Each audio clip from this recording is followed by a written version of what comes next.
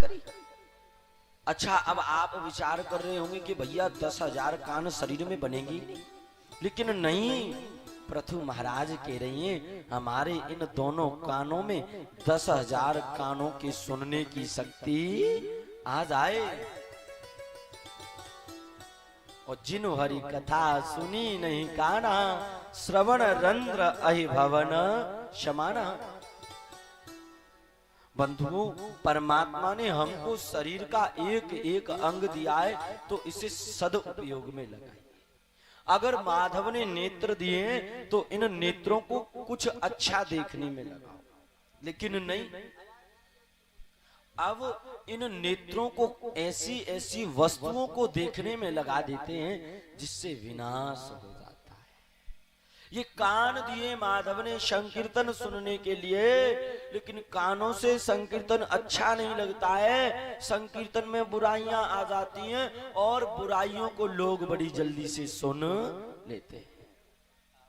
माधव ने हाथ दिए, अरे दान पुण्य करो, सेवा करो, लेकिन इन हाथों का कोई भी सदुपयोग नहीं करते। चरण दिए, सत्संग में जाओ, कथा में जाओ, इनसे इनको सुलभ बना लो, चरण भी धन्य हो जाएंगे, लेकिन ये सब कार्य कोई नहीं करता है। कैसा युग परिवर्तन हो गया है, समाज कितना बदल गया है। भगवान के द्वारा दिए गए एक एक अंग को हम एक एक दृष्टि को गलत जगह पर लगाए। बंधुओं, घर में अगर कोई 6 वर्ष की कन्या है, ध्यान दीजिएगा, अगर घर में कोई 6 वर्ष की कन्या है तो उस कन्या को शुरू से ही क्या दिखाया जाता है? बोले फिल्मी पिक्चर दिखाई जाती है, जो देखने में भी बुरी लगती है और सुनने में भी बुरी लगती है। आजकल ऐसा होता है, अरे घर में 6 साल की बच्ची है और उसे ऐसी ऐसी पिक्चरें दिखाई जा रही हैं जिनसे उसका मनोबल बिगड़ रहा है। और फिर क्या होता है, अगर जैसे उस पिक्चर को दिखवा रहे हैं, उसमें अगर कोई सॉन्ग चलेगा तो बेटी को नचावेंगे, और वो 6 साल की बेटी फिर ऐसे नैन मटक्का करेगी और घर वाले ताली बजाएंगे, बहुत अच्छी कला कर रही है हमारी बेटी। कला नहीं कर रही है वो, तुम उसके भविष्य को बिगाड़ रहे हो। अभी उसकी उम्र ही क्या है, लेकिन उसे ये सब चीजें दिखाई जा रही हैं, उसके अंदर अभी ऐसा कोई भी भाव नहीं है, लेकिन शुरू से ही उसे जब ये चीजें दिखाई जाती हैं, और कुछ लोग तालियां बजाते, अरे क्या टैलेंट है, नहीं, आग लग जाए ऐसे टैलेंट को। 6 साल की बच्ची को ये गंदे गंदे पिक्चरों के सॉन्गों पे नचाना, ये कोई टैलेंट है? ये अंग प्रदर्शन है, ऐसे टैलेंट को आग लग जाए। तो भगवान ने हमें एक एक अंग दिया है अच्छे कार्य के लिए, लेकिन हम इन कार्यों में लगा देते जिनमें नहीं लगाना चाहिए। पृथु महाराज ने 10,000 कानों की याचना करी। उसके बाद पृथु महाराज का विवाह हुआ। अर्चा नाम की कन्या से पृथु महाराज के पुत्र हुए अंतर्ध्यान, अंतर्ध्यान के हविर ध्यान, और हविर ध्यान के एक पुत्र हुए जिनका नाम था राजा प्राचीन बरही। सुखदेव जी महाराज अब राजा परीक्षित को प्राचीन बरही की कथा सुना रहे, और सुखदेव जी कहते हैं, राजन परीक्षित, ये जो राजा प्राचीन बरही है ना, बड़ा पापी है, पाप करता है। और ये राजा प्राचीन बरही जब जब अगर कोई यज्ञ करता है तो यज्ञ में जीव जंतुओं की बलि देता है। प्राचीन बरही। बंधुओं, अगर आप किसी को प्राण दे नहीं सकते हो तो आप किसी के प्राण लेने के अधिकारी भी नहीं। लोग अंडा खाते हैं, अगर अंडा न खाया जाए तो उसके बाद वो फूटेगा तो उसमें से मुर्गी का बच्चा वगैरह निकलेगा कि नहीं, लेकिन आप उसको खा रहे हो तो कहने का मतलब किसी मुर्गी के बच्चे को ही तो खा रहे हो। अगर उसको न खाओ तो फूटने के बाद उसमें से कोई बच्चा निकलता है मुर्गी का, लेकिन उसे खाया जाए। अरे आप किसी को प्राण दे नहीं सकते हो तो किसी के प्राण ले भी नहीं सकते हो। एक बार किसी से प्रेम करके तो देखो, फिर आप किसी के प्राणों को लेने की सोचोगे भी नहीं। लेकिन अपना दुख अपना होता है, दूसरे का दुख अपना नहीं है। अपने बच्चे दूसरे के बच्चे अपने नहीं है, लोगों की ऐसी दृष्टि। तो राजा प्राचीन वरही यज्ञ करता और यज्ञ में परीक्षित बलि देता है। नारद जी महाराज आए, प्राचीन वरही को समझाया। नारदौ आगत्य प्राचीन वरहीम उक्तवान। अरे प्राचीन वरही क्या कर रहे हो? बोले यज्ञ कर रहा हूं। नारद जी ने कहा प्राचीन वरही जरा ऊपर को देखना, ये ऊपर कौन है? और प्राचीन वरही ने जैसे ही अपने नेत्रों को ऊपर करके देखा तो अब तक प्राचीन वरही ने जितने जीव जंतुओं की बलि दी है वो जीव जंतु नीचे प्राचीन वरही की तरफ देख रहे हैं। प्राचीन वरही राजा ने पूछा, नारद जी ये जीव जंतु मुझे क्यों देख रहे हैं? नारद जी ने कहा, अरे प्राचीन वरही, तुमने इन जीव जंतुओं की हत्या करी है, इनकी गर्दन पर गड़ासा चलाया है, तो ये तुम्हारा वहां इंतजार कर रहे हैं कि आ जाओ, अब हम तुमसे बदला ले देंगे। ये हर एक जीव जंतु आपका यहाँ इंतजार कर रहे हैं। प्राचीन वरही कांप गया। नारद जी ऐसा भी होता है? बोले हाँ, बदला किसी का किसी के पास रहता नहीं। अब प्राचीन वरही राजा घबरा गए और यहाँ पर नारद जी महाराज प्राचीन वरही को और सुखदेव जी महाराज परीक्षित को एक बड़ी विचित्र कथा सुना रहे। ये कथा दो जगह चल रही है। एक जगह तो नारद जी महाराज राजा प्राचीन वरही को सुना रही हैं और दूसरी जगह सुखदेव जी महाराज राजा परीक्षित को सुना रहे। और जिस कथा का नाम क्या है? बोले पुरंजन उपाख्यान। बंधु, कथा बड़ी टेढ़ी है, ध्यान से समझने का प्रयास करना। सुखदेव जी कहते हैं, राजन परीक्षित, नारद जी महाराज ने प्राचीन वरही को बलि देने से मना किया और फिर उनको समझाया कि अगर बलि नहीं देने से बंद नहीं करोगे तो देखो क्या होगा। और नारद जी महाराज यहाँ पर प्राचीन वरही को पुरंजन उपाख्यान सुना रही।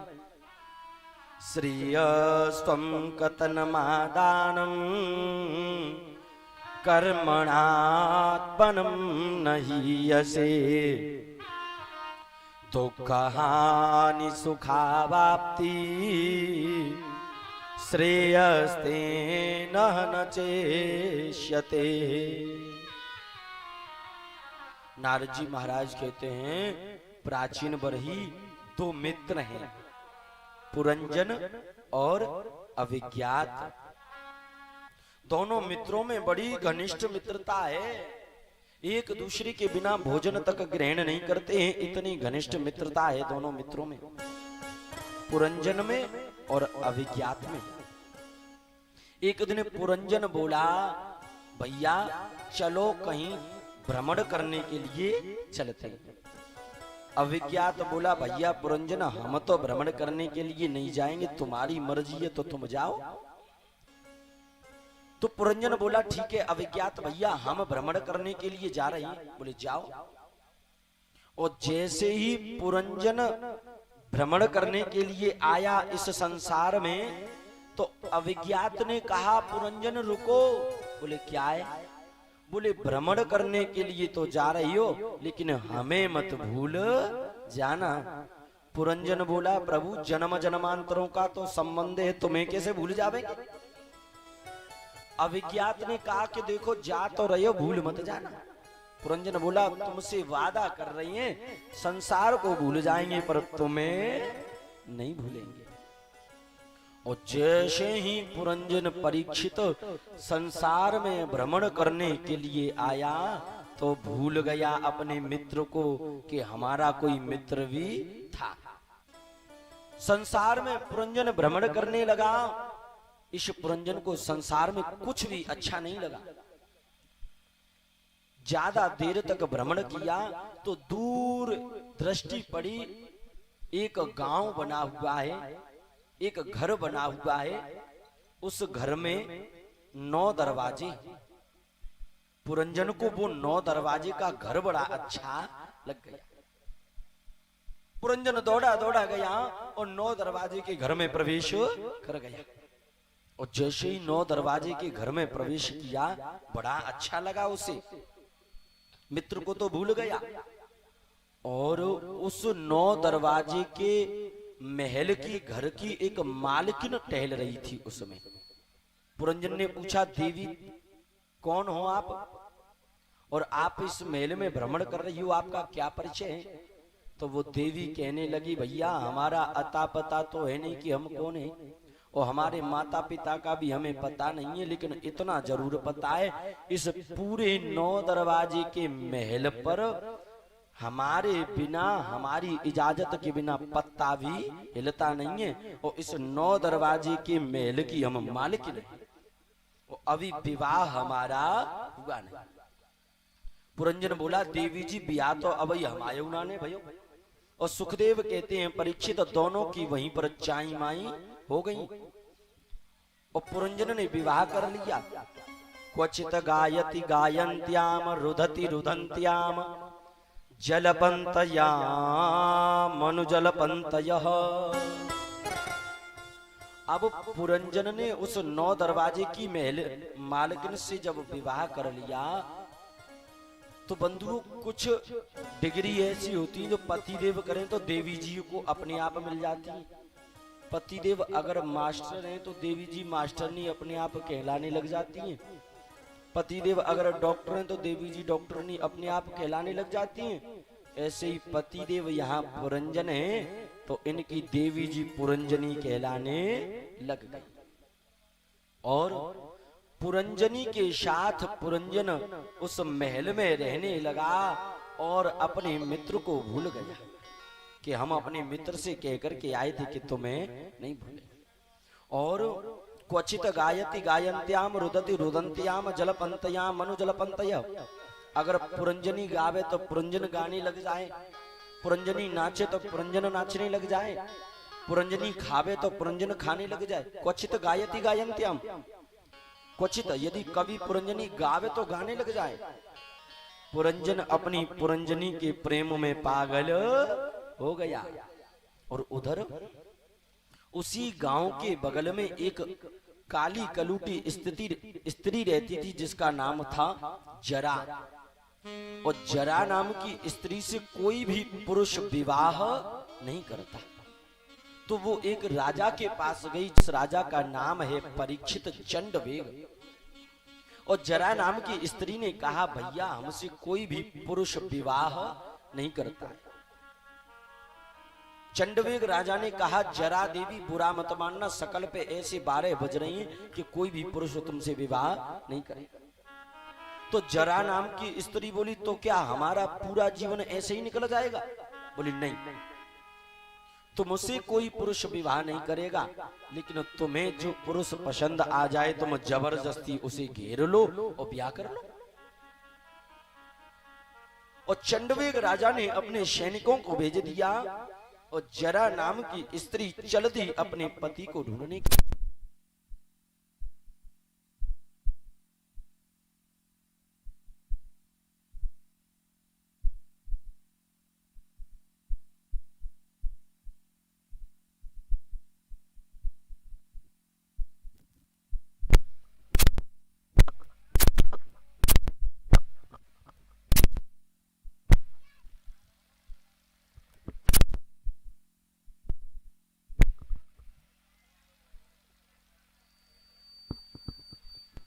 राधा वल्लभ लाल की जय जय जय श्री राधे।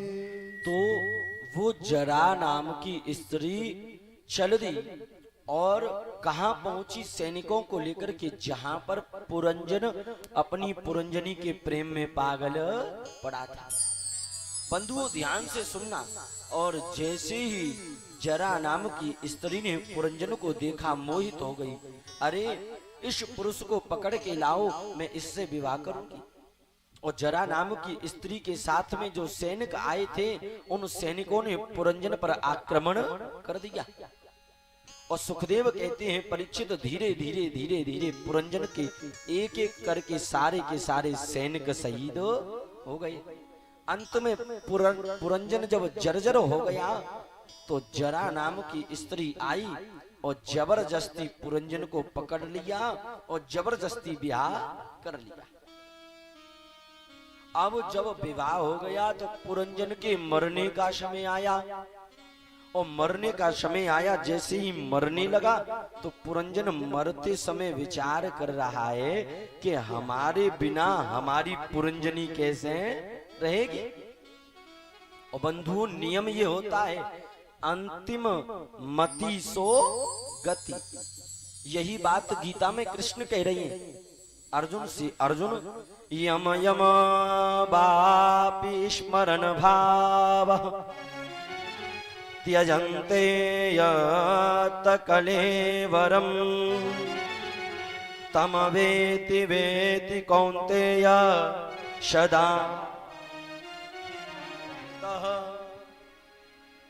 परीक्षित यम यम बाप स्मरण भाव, मरते समय आदमी जैसा विचार करके प्राणों को त्यागता है अगला जन्म उसे वैसा ही मिलता है।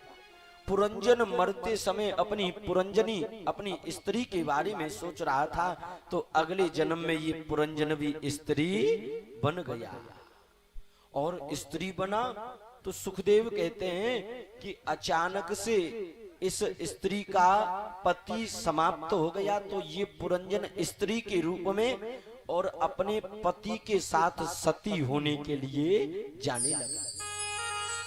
इतने में सुखदेव कहते हैं परीक्षित अब पुरंजन का पुराना वाला मित्र अभिज्ञात आ गया। और अभिज्ञात ने आकर के पूछा अरे पुरंजन भैया किसके साथ सत्ता हो रही हो। पुरंजन स्त्री के रूप में बोला आप कौन। अरे भूल गए आपके मित्र हैं हम अभिज्ञात और आप पुरंजन। अरे दुनिया में भ्रमण करने के लिए आए थे और ऐसा भ्रमण करने में लग गए कि हमें भूल गए। जब पुरंजन को याद आया अरे हाँ ये तो मेरा मित्र है अभिज्ञात। सुखदेव कहते हैं दोनों मित्र आपस में एक दूसरे के गले मिले और सब कुछ छोड़ छाड़ के दोबारा वापिस चले गए। और सुखदेव कहते हैं परीक्षित ये मैंने तुमको पुरंजन उपाख्यान की कथा पूरी सुना दी। परीक्षित जी बोले महाराज एक बात कहीं। बोले कहो। बोले कथा तो पूरी सुनाई दी पर पूरी की पूरी कथा माथे पे थे निकल गई, कथा समझ में नहीं आई।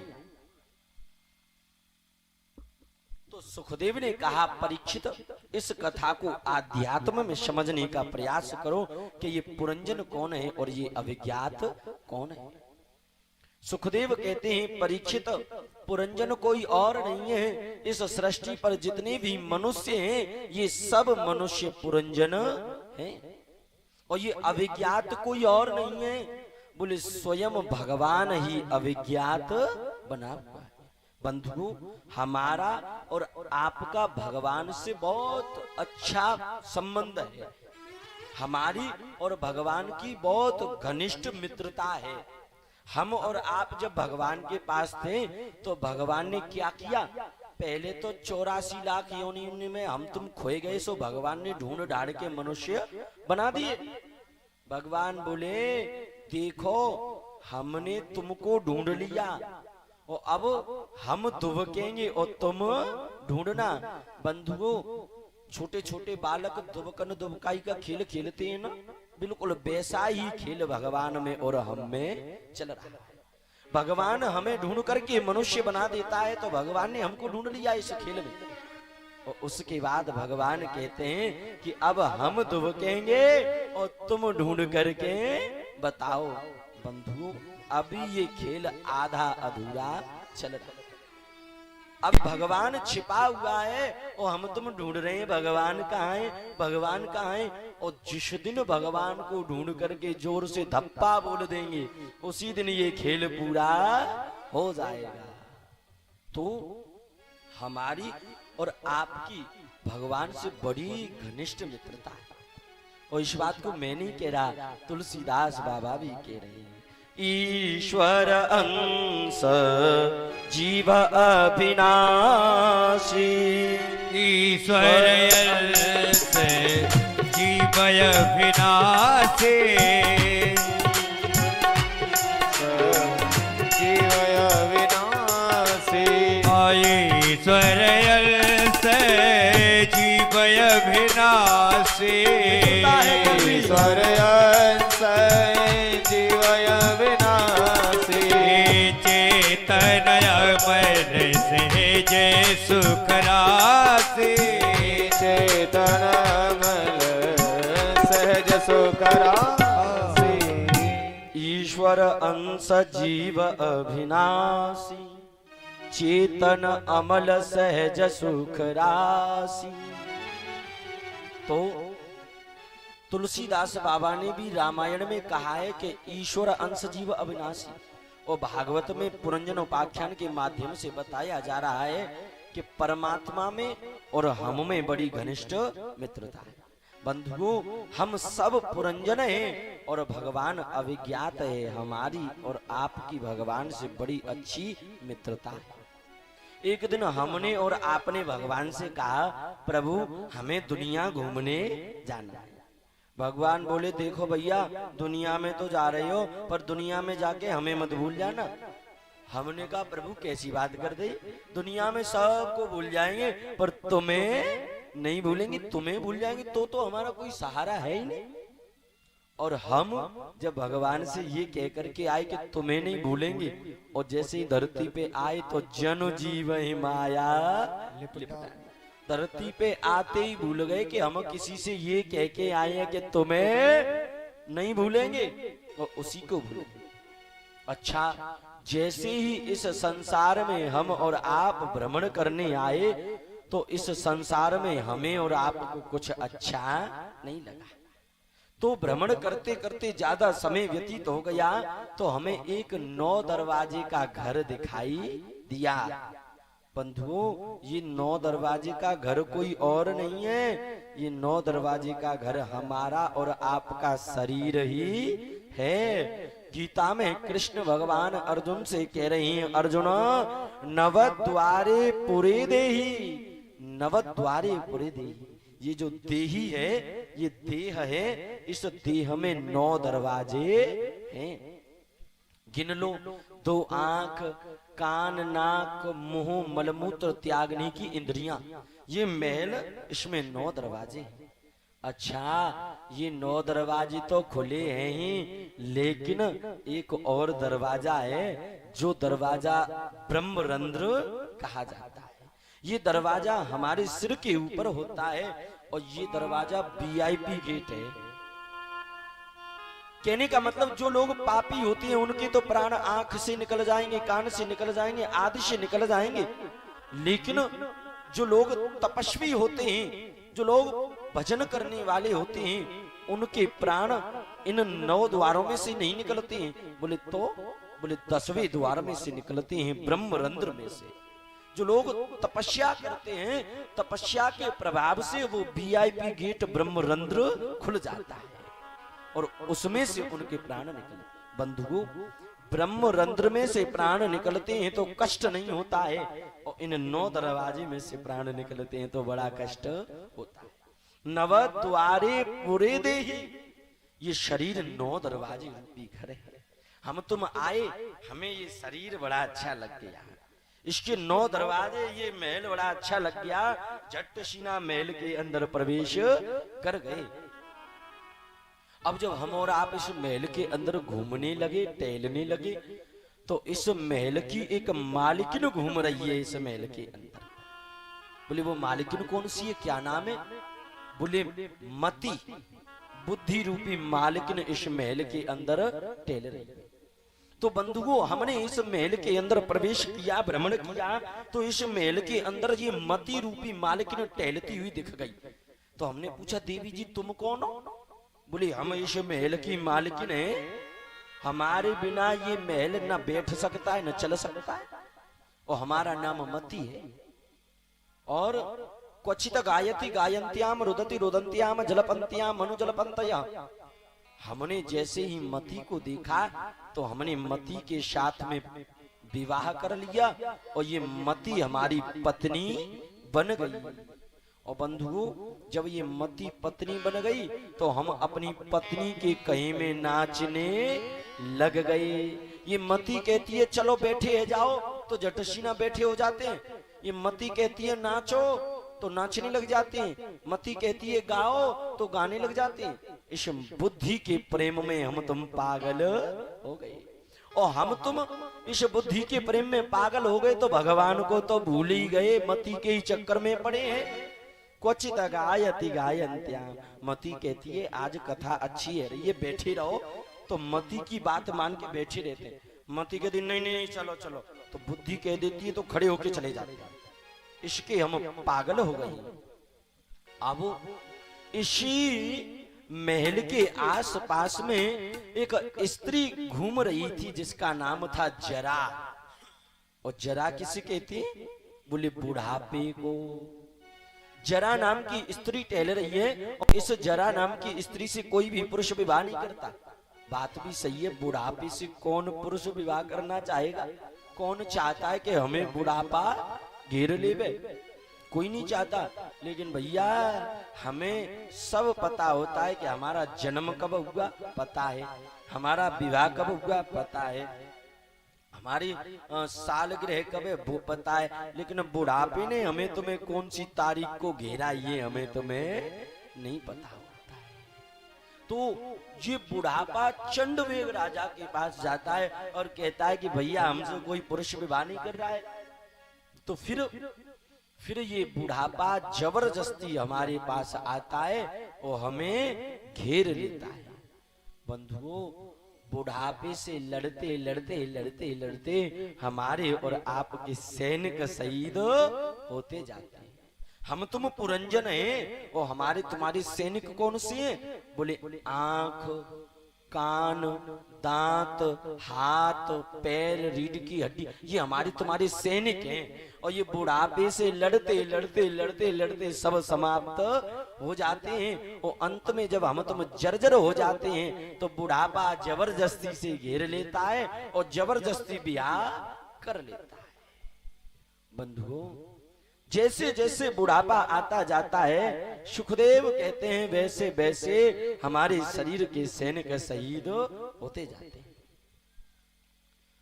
अच्छा, आपको पता है भगवान मृत्यु देवी को भेजने से पहले भगवान हमारे और आपके पास मौत को भेजने से पहले जीवन में 4 घंटी बजाता है।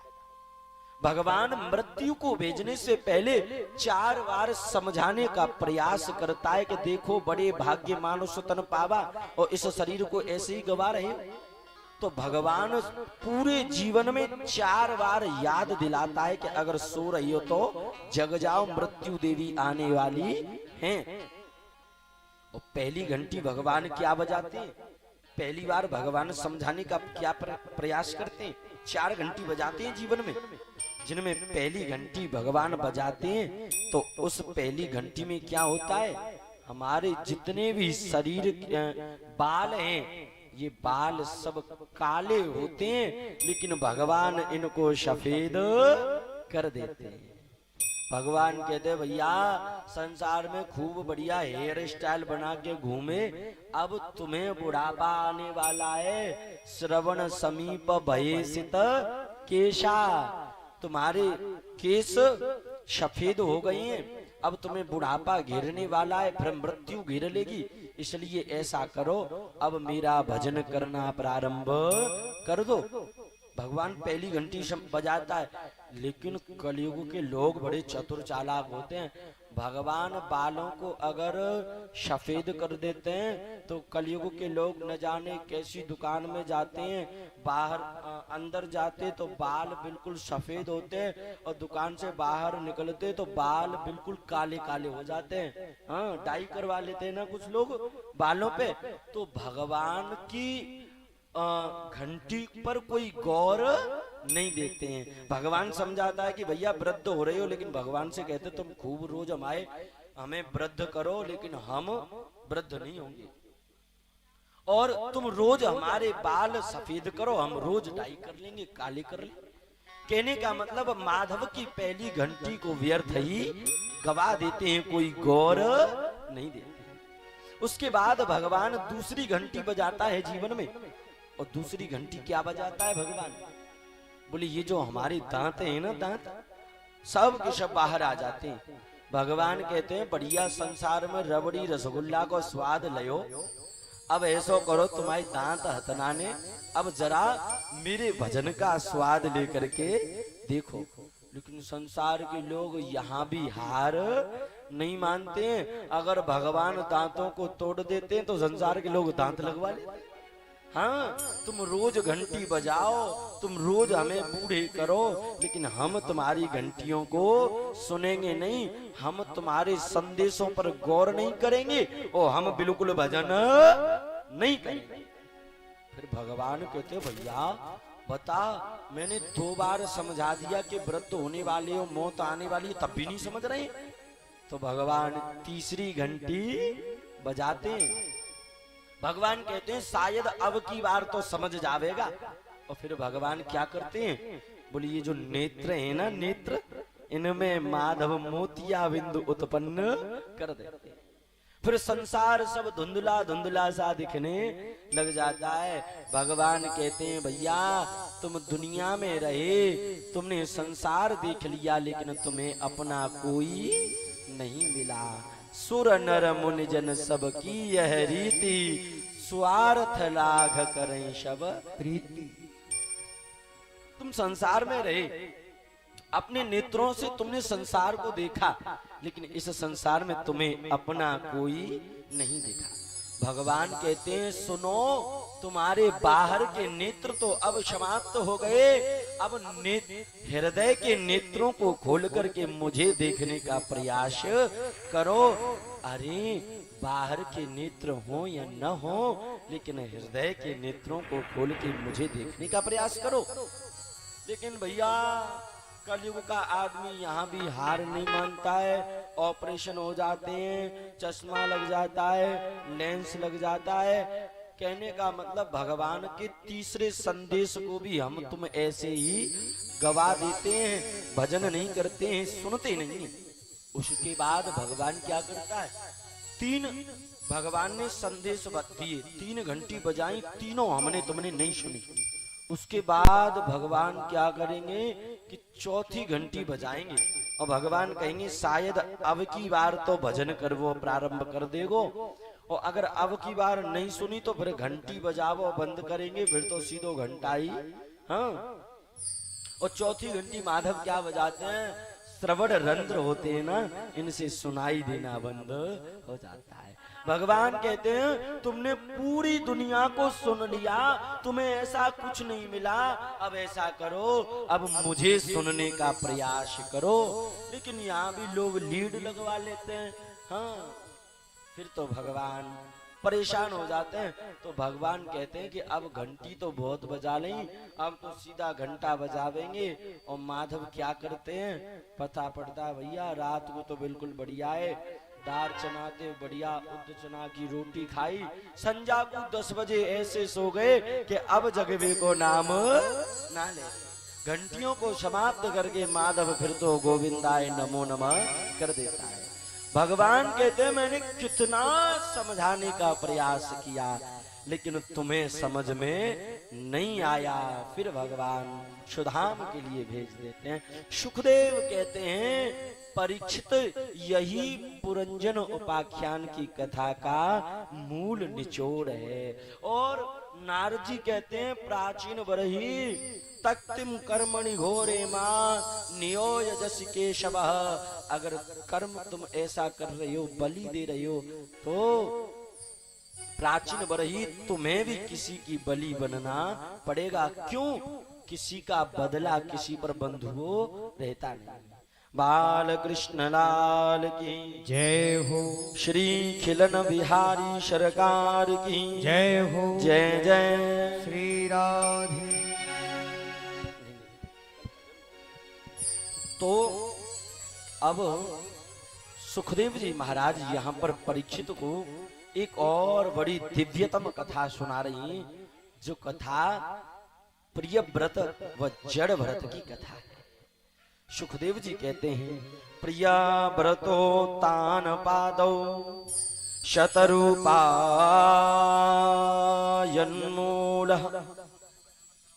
कर्मबंध पराभवः।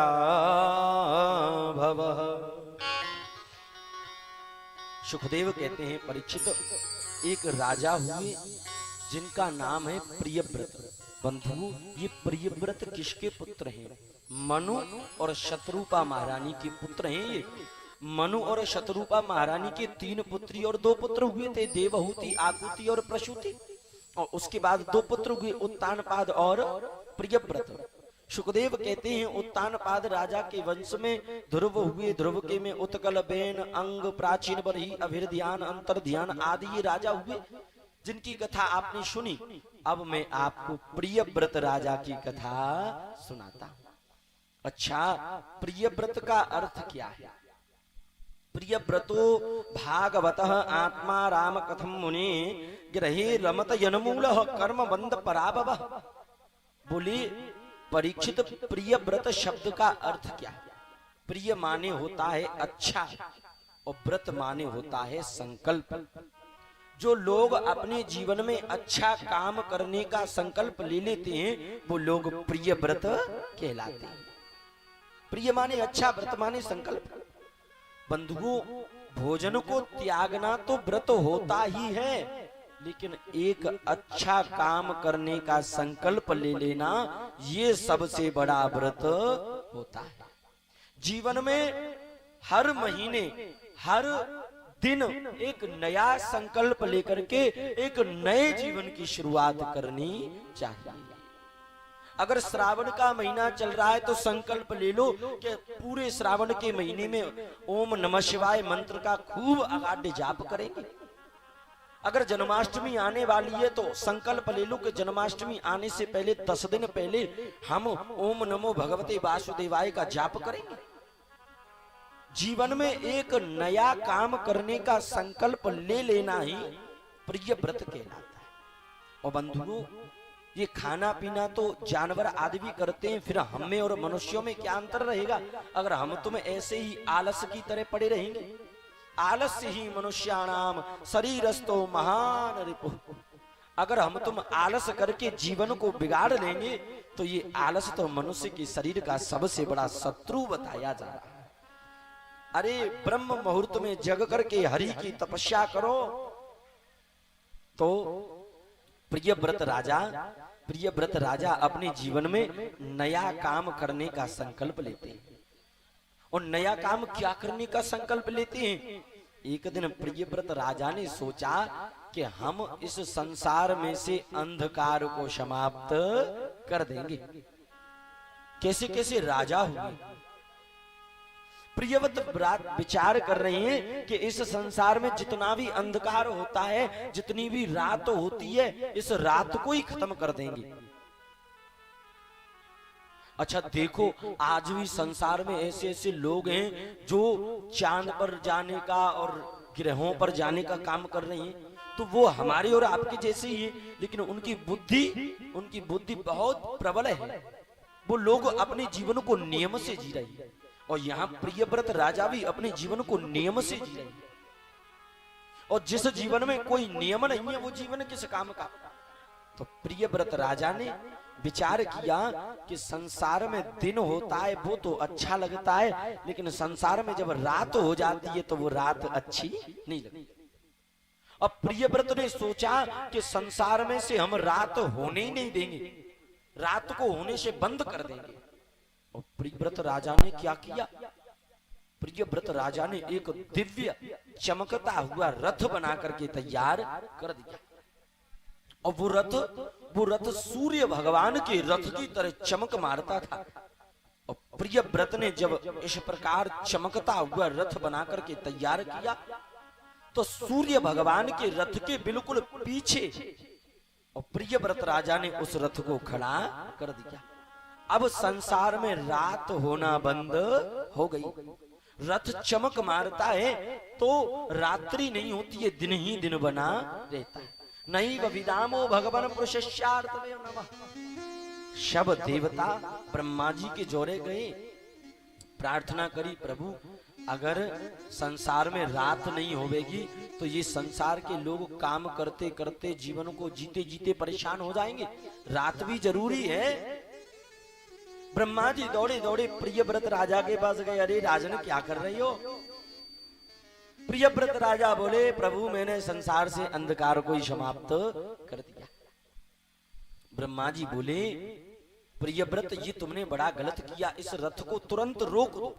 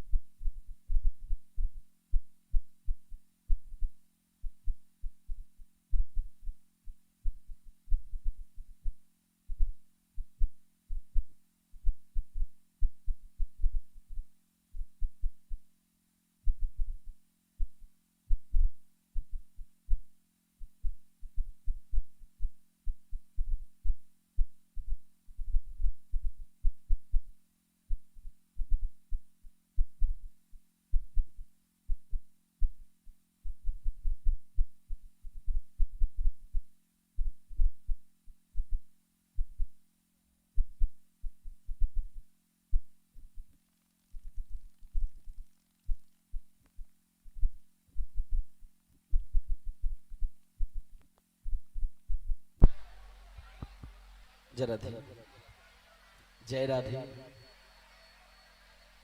राधा वल्लभ लाल की जय हो, खिलन बिहारी सरकार जय हो, जय जय श्री राधेश। आप सभी अपने यथा स्थान पर विराजमान हो जाएं।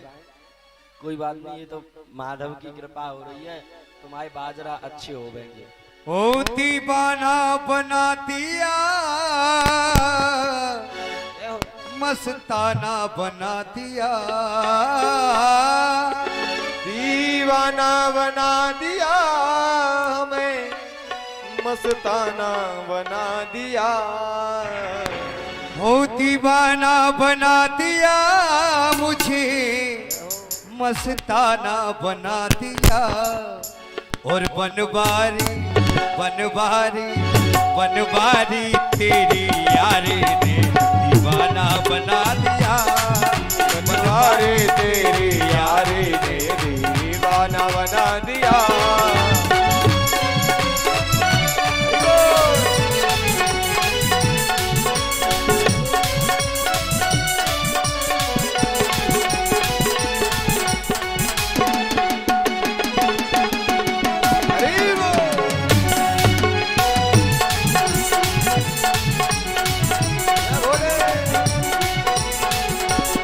ओ दीवाना बना दिया मुझे, मस्ताना बना दिया।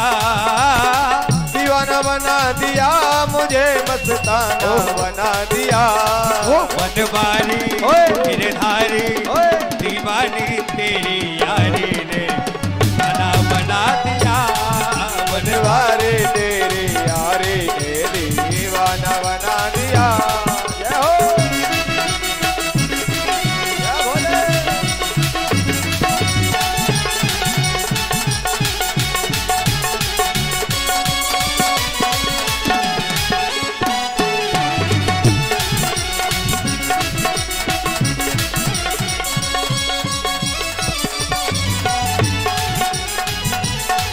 मनमानी तेरी यारी ने दीवाना बना दिया। बनवारी तेरी यारी ने दीवाना बना दिया। राधा वल्लभ लाल की जय हो। श्री खिलन बिहारी सरकार जय हो। जय जय श्री राधे। ब्रह्मा जी महाराज ने प्रियव्रत राजा को रोका। अरे राजन, भगवान के द्वारा बनाई गई प्रकृति में अगर छेड़छाड़ करोगे तो वो दुखदाई हो जाएगी। भगवान ने रात को अपने लिए बनाया है और दिन को अपने लिए बनाया है। रात का एक अलग महत्व होता है और दिन का एक अलग महत्व होता है। दोनों ही जरूरी हैं, रात्रि भी जरूरी है और दिन भी जरूरी है। बंधुओं, प्रियव्रत राजा ने उस रथ को बंद कर दिया। जब तक वो रथ 7 चक्कर लगा चुका था और उस रथ के पहिए से लीक बन गई और वही 7 समुद्रों के रूप में परिणित हो गई। और अभी सुखदेव जी महाराज ने भी परीक्षित को यही कहा, परीक्षित अगर भगवान ने इस दुनिया को जैसा बनाया है, अगर भगवान के द्वारा बनाई गई दुनिया में छेड़छाड़ करोगे तो वो दुखदाई हो जाएगी। भगवान ने जिस प्रकृति को अपने अनुसार बनाया है, श्रेष्ठ बनाया है, लेकिन बंधुओं मनुष्य भगवान की प्रकृति के साथ छेड़छाड़ करता है। अच्छा, ऐसे ही क्या हुआ, ऐसे समझने का प्रयास करो। 2 व्यक्ति थे, दोनों में बड़ी घनिष्ठ मित्रता थी। उनमें से एक व्यक्ति बोला, भैया भगवान ने दुनिया बनाते समय बड़ी गलती करी। दूसरा बोला, भैया क्या गलती करी? तो दोनों व्यक्ति भगवान की गलतियों को ढूंढने के लिए चल दिए कि भगवान ने दुनिया बनाते समय क्या क्या गलती करी। और जैसे ही दोनों व्यक्ति भ्रमण करने के लिए गए थे तो एक गांव में पहुंचे। उस गांव में एक छप्पर पर और एक बेल लगी हुई थी, काशी फल की। ध्यान देना। तो उस व्यक्ति ने कहा, देखो भैया भगवान की सबसे बड़ी गलती मिल गई। बोले क्या? देखो कितनी छोटी सी बेल है और इस छोटी सी बेल पे इतना बड़ा सा फल लगा दिया है, ये भगवान ने गलत किया है। अरे अगर बेल छोटी है तो इस पे फल भी कोई छोटा सा लगाना चाहिए था, लेकिन भगवान ने छोटी सी बेल पे इतना बड़ा फल लगा दिया। बोले बात तो सही कह रहे हैं, भगवान ने गलत किया है। थोड़े और आगे बढ़े दोनों, एक आम का वृक्ष मिला। बोले भैया देखो एक और गलती करी है भगवान ने। बोले क्या? देखो आम का वृक्ष कितना बड़ा है और इस पे फल कितना छोटा सा लगा दिया है। भगवान ने गलत कर दिया और भगवान ने उल्टा कर दिया। बोले जो काशी फल वाला फल था वो तो इस बड़े पेड़ पर बड़ा फल लगाना था, और ये जो आम का फल है ये छोटा फल छोटी बेल पर लगाना था। लेकिन भगवान ने भी ये सब गलत कर दिया। भगवान क्या कर दिया? भगवान ने भगवान की गलती निकाल ली लोगों ने। अच्छा, भगवान भी ऐसे लोगों को ऐसे ही समझाने का प्रयास करते। जाकी रही भावना जैसी, जिसकी जैसी भावना भगवान उसे वैसा ही फल दे देते हैं। तो वो दोनों उस आम के वृक्ष के नीचे सो रहे थे और अचानक से हवा चली जोर की, और जोर की हवा चली तो आम का फल वृक्ष पे से नीचे गिरा तो सीधा नाक पे आकर के गिरा उस व्यक्ति की। और जैसे ही नाक पे आकर के गिरा तो अरे अरे नहीं नहीं भैया, भगवान ने कोई गलती नहीं करी है, भगवान ने बढ़िया करा है। क्यों? अगर इतना बड़ा फल काशी फल का लगा होता इस बड़े फल वृक्ष पे तो आज तो हमारी गोविंदाय नमो नमः हो जाती। कहने का मतलब बंधुओं, भगवान ने इस प्रकृति को बड़ा सुंदर बनाया है और भगवान ने इस प्रकृति को जैसा बनाया है अच्छा बनाया है। लेकिन मनुष्य प्रकृति के साथ अगर छेड़छाड़ करेगा तो ये प्रकृति उसको समाप्त कर देगी, ये प्रकृति फिर सुंदर नहीं रहेगी। और हम मनुष्यों का धर्म है कि भगवान की प्रकृति को सुंदर बनाए रखना। हम मनुष्यों का धर्म है कि प्रकृति में वृक्ष लगाएं।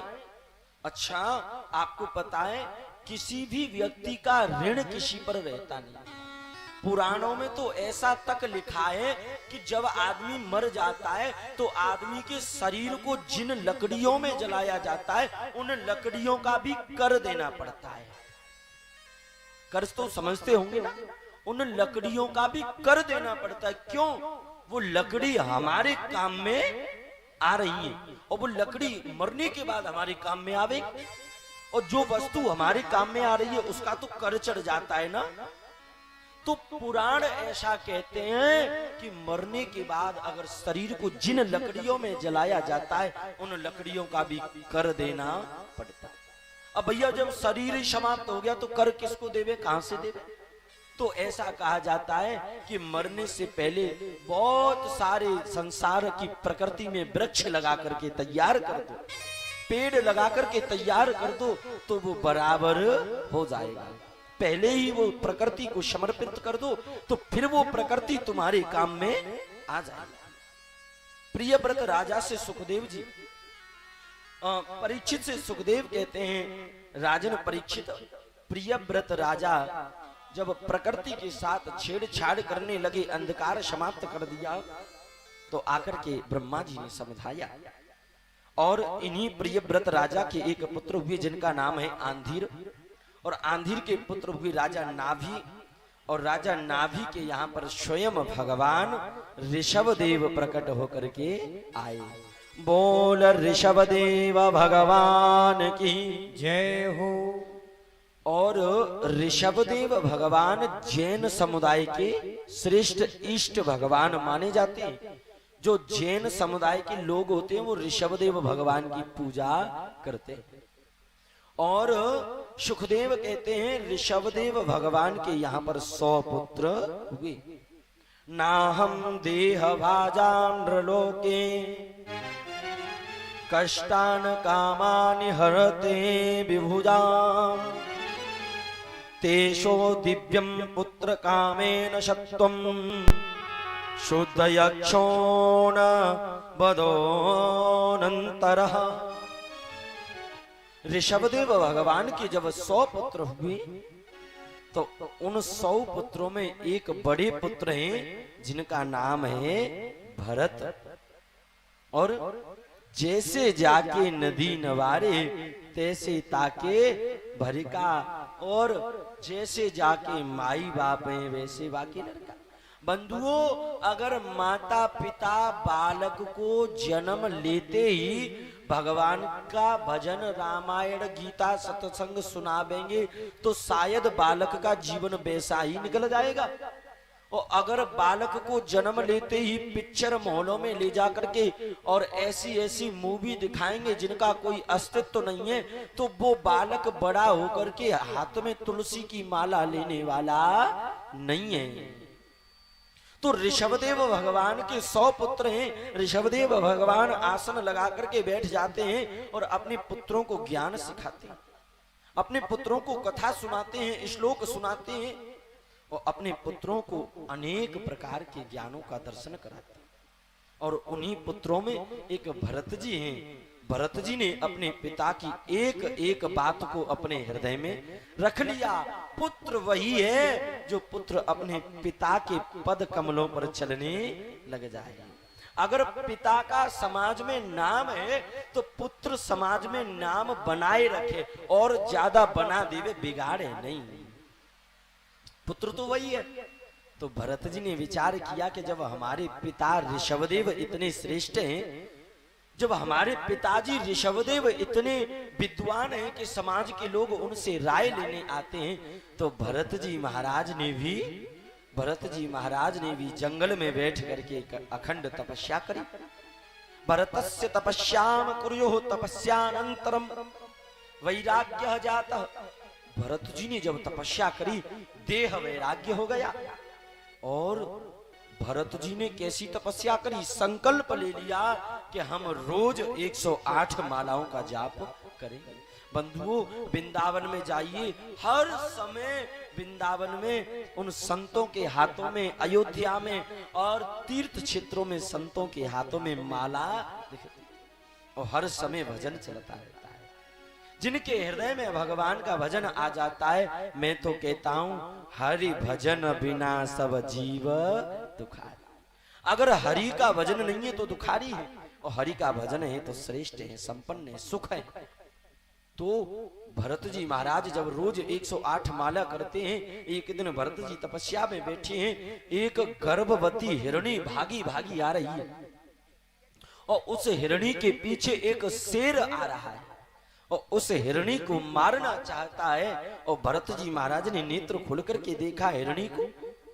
भरत जी महाराज ने विचार किया, यहाँ तपस्या करते रहेंगे और वहां हिरणी के प्राण निकल जाएंगे, वो शेर मार देगा। और भरत जी ने विचार किया, नेत्रों के सामने पाप हो जाएगा, नेत्रों के सामने पाप होना बड़ा पाप होता है। सो भरत जी ने तो एक ही बात विचार कर, परहित सरस धर्म नहीं भाई, परहित सरेस धर्म नहीं भाई, परहित सरस धर्म नहीं भाई, हे परहित सरेस धर्म नहीं भाई, परहित सरस धर्म नहीं भाई, हे परहित सरेस धर्म नहीं भाई, परहित सरस धर्म नहीं भाई, पर पीड़ा सब नहीं अधमाई, पर पीड़ा सब नहीं अधमाई। भरत जी ने विचार किया, परहित सरस धर्म नहीं भाई, और पर पीड़ा सम नहीं अदमाई। अरे वो मनुष्य मनुष्य ही नहीं है, जिसके सामने कोई रो रहा है, जिसके सामने कोई तड़प रहा है, और वो मनुष्य वैसे के वैसे ही बैठा रहे। मनुष्य का धर्म होता है उसके आंसुओं को पोंछना और उसको सांत्वना देना। भरत जी ने विचार किया, हम यहाँ माला करते रहे और हमारे सामने हिरणी को दुख पीड़ा होकर के प्राण निकल जाएं, तो ये तपस्या किसी काम की नहीं है। भरत जी महाराज खड़े हुए, और जैसे ही खड़े हुए बचाना चाहते हैं हिरणी को, इतने में वो हिरणी एक नदी में कूद गई। और जैसे ही नदी में कूदी, सुखदेव कहते हैं परीक्षित प्रसव की पीड़ा से उस हिरणी के गर्भ से एक हिरण ने जन्म लिया, और उस हिरणी के प्राणांत हो गए।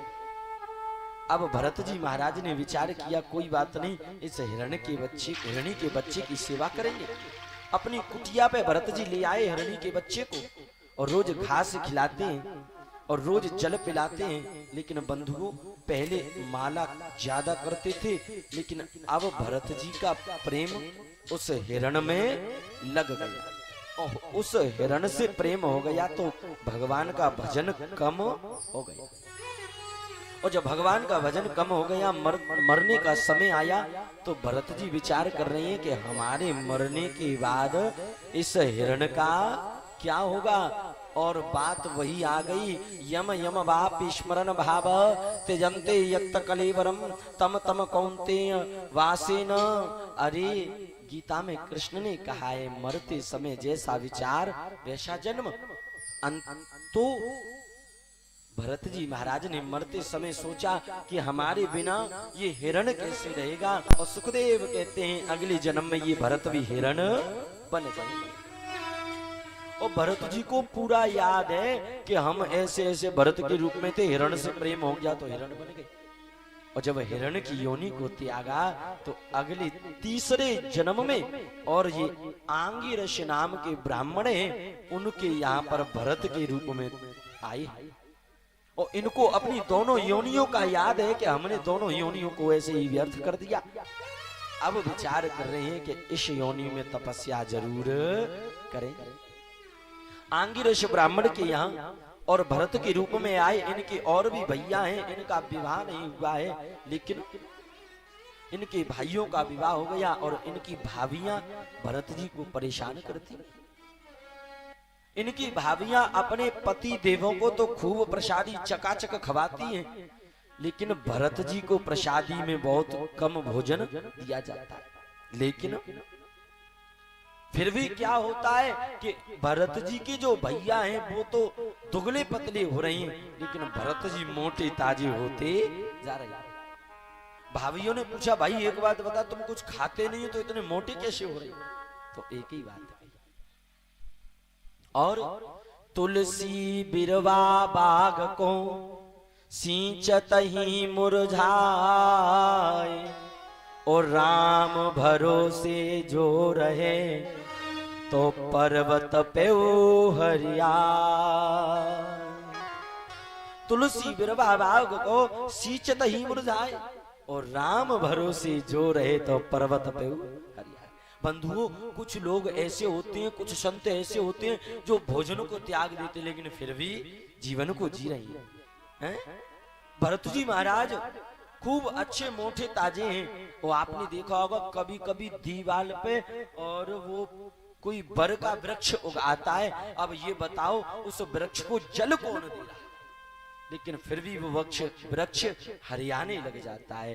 अरे राम के आश्रित रहोगे, भगवान के आश्रित रहोगे तो कुछ बिगड़ने वाला नहीं है, और भगवान के आश्रय को छोड़ करके संसार के आश्रित रहोगे तो माधव पर कुछ कर नहीं सकता। भरत जी को खेत की रखवाली करने के लिए भेजा गया, और भरत जी का स्वभाव क्या है? सर्वे भवन्तु सुखिनः, सर्वे सन्तु निरामयः, सर्वे भद्राणि पश्यन्ति मां कश्चित् दुःखं भवेत्। भरत जी तो कहते हैं कि सब सुखी रहें, सब निरोग रहें। और भरत जी जैसे ही खेत की रखवाली करते हैं तो खेत में चिड़िया आती हैं, तो भरत जी महाराज खेत में से चिड़ियाओं को भगाते नहीं है और चुपचाप बैठ जाते हैं, कहीं मेरी आवाज करने से ये चिड़िया उड़ न जाएं।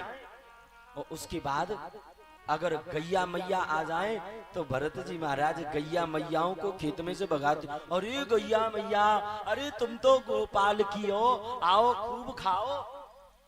और रामई की चिड़ैया रामई को खे, रामई की चिड़ैया हैं और राम का ही खेत है। बंधुओं, खेत में से अगर कोई कितना भी खा जाए वो खा सकता है, लेकिन भाग्य में से कौन ले जा सकता है? जितना भाग्य में, जितना उसमें बधा हुआ है, जितना प्राप्त होना है उससे कोई प्राप्त नहीं कर सकता है। तो भरत जी महाराज के भाइयों ने देखा, क्यों भाई एक बात बता, गैयाओं को भगाने की जगह तू उनको चकाचक और खिला रहा है, चिड़ियाओं को खिला रहा है। भरत जी को निकाल दिया घर से, और भरत जी जब घर से निकले, नमो नमः कारुण्य विग्रहाय स्वरूपः तुच्छिन्नः नो मनः, नमो व्रतस्य विधवदिनः निरुद्ध नित्यानुमानाय तुभ्यम। भरत जी को जैसे ही बाहर निकाला घर से, तो भरत जी ने वैराग्य धारण किया और जंगल में बैठ करके भरत जी तपस्या करने लग गए। और तपस्या, बहुत विचित्र तपस्या करी। कछु दिन भोजन बारी बतासा, और किए कठिन कछु दिन उपवासा। जैसी तपस्या ध्रुव ने करी, जैसी तपस्या और माता पार्वती ने महादेव को प्राप्त करने के लिए करी, ठीक वैसी ही तपस्या यहाँ पर और भरत जी कर रहे हैं। बंधुओं, आज भी इस संसार में ऐसे संत हैं जो आज भी तपस्या करते हैं। ऐसा नहीं है कि अब तपस्याएं होना बंद हो गई, नहीं, हो रही हैं। आज भी ऐसे ऐसे संत हैं जो संकल्प ले लेते हैं कि इस भूमि से और 4-4 महीने तक हम कहीं बाहर नहीं जाएंगे, इसी जगह में बैठ करके तपस्या करें। आज भी ऐसे संत हैं, और तपस्या का ही तो सब प्रभाव हो जाता है। भरत जी तपस्या कर रहे हैं। एक राजा है जिसका नाम है रहुगुण। रहुगुण राजा को पालकी बैठ करके जा रहा है, और पालकी को चलाने वाला एक काहर बीमार हो गया। रहुगुण बोला, अरे ये प्रजा भी तो हमारी काहर ही है, और हम राजा हैं, किसी को भी लगा लो। और काहर गई, भरत तपस्या कर रही, सो भरत को ला करके पालकी में लगा दिया। और भरत तो एक संत है, और संत का तो चलना बैठना उठना सब संसार से अलग होता है। पालकी में और भरत जी महाराज आगे लग गई और रघुगण पालकी के अंदर बैठाए, और जैसे ही भरत जी महाराज पालकी चलाने लगे तो आगे कुछ चींटी दिखाई दी, और भरत जी महाराज झट सीना ऐसे उल गए, चींटियों पर पैर नहीं रखा। बंधुओं, संत का तो चलना भी ऐसा होता है कि हमारे चरणों से किसी के प्राणांत न हो जाएं। हमें भगवान ने इतना बड़ा शरीर दे दिया, तो क्या हम छोटे मोटे जीवों की हत्या करते डोले? हाँ, गलती से हो जाए वो एक अलग बात।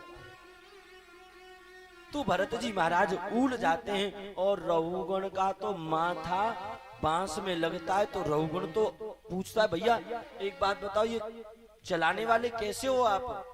पुराने वाले काहर बोले, हम तो बिल्कुल बढ़िया चल रहे हैं, पर ये जो नया वाला चलाने वाला आया ये दिक्कत कर रहा है। तो राजा रघुगण ने और समझाया कि तुम्हें चलना नहीं आता है, अब की बार अच्छे से चलना, मेरा माथा बांस में नहीं लगना चाहिए। और सुखदेव कहते हैं फिर भरत जी पालकी चलाने लगे, तो फिर भरत जी आगे चींटियां आई, फिर उले तो रघुगण का माथा फिर बांस में लगा।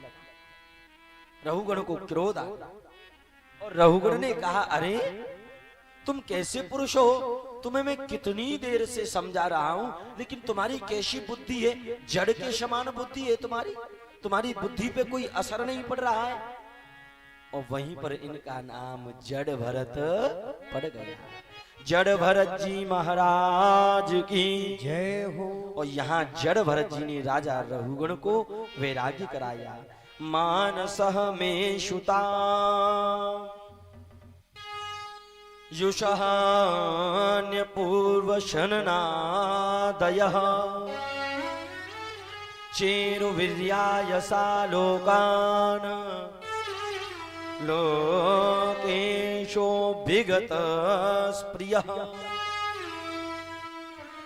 वैराग्य कराया। अरे रघुगण, किस अभिमान में जीवन को जी रही हो?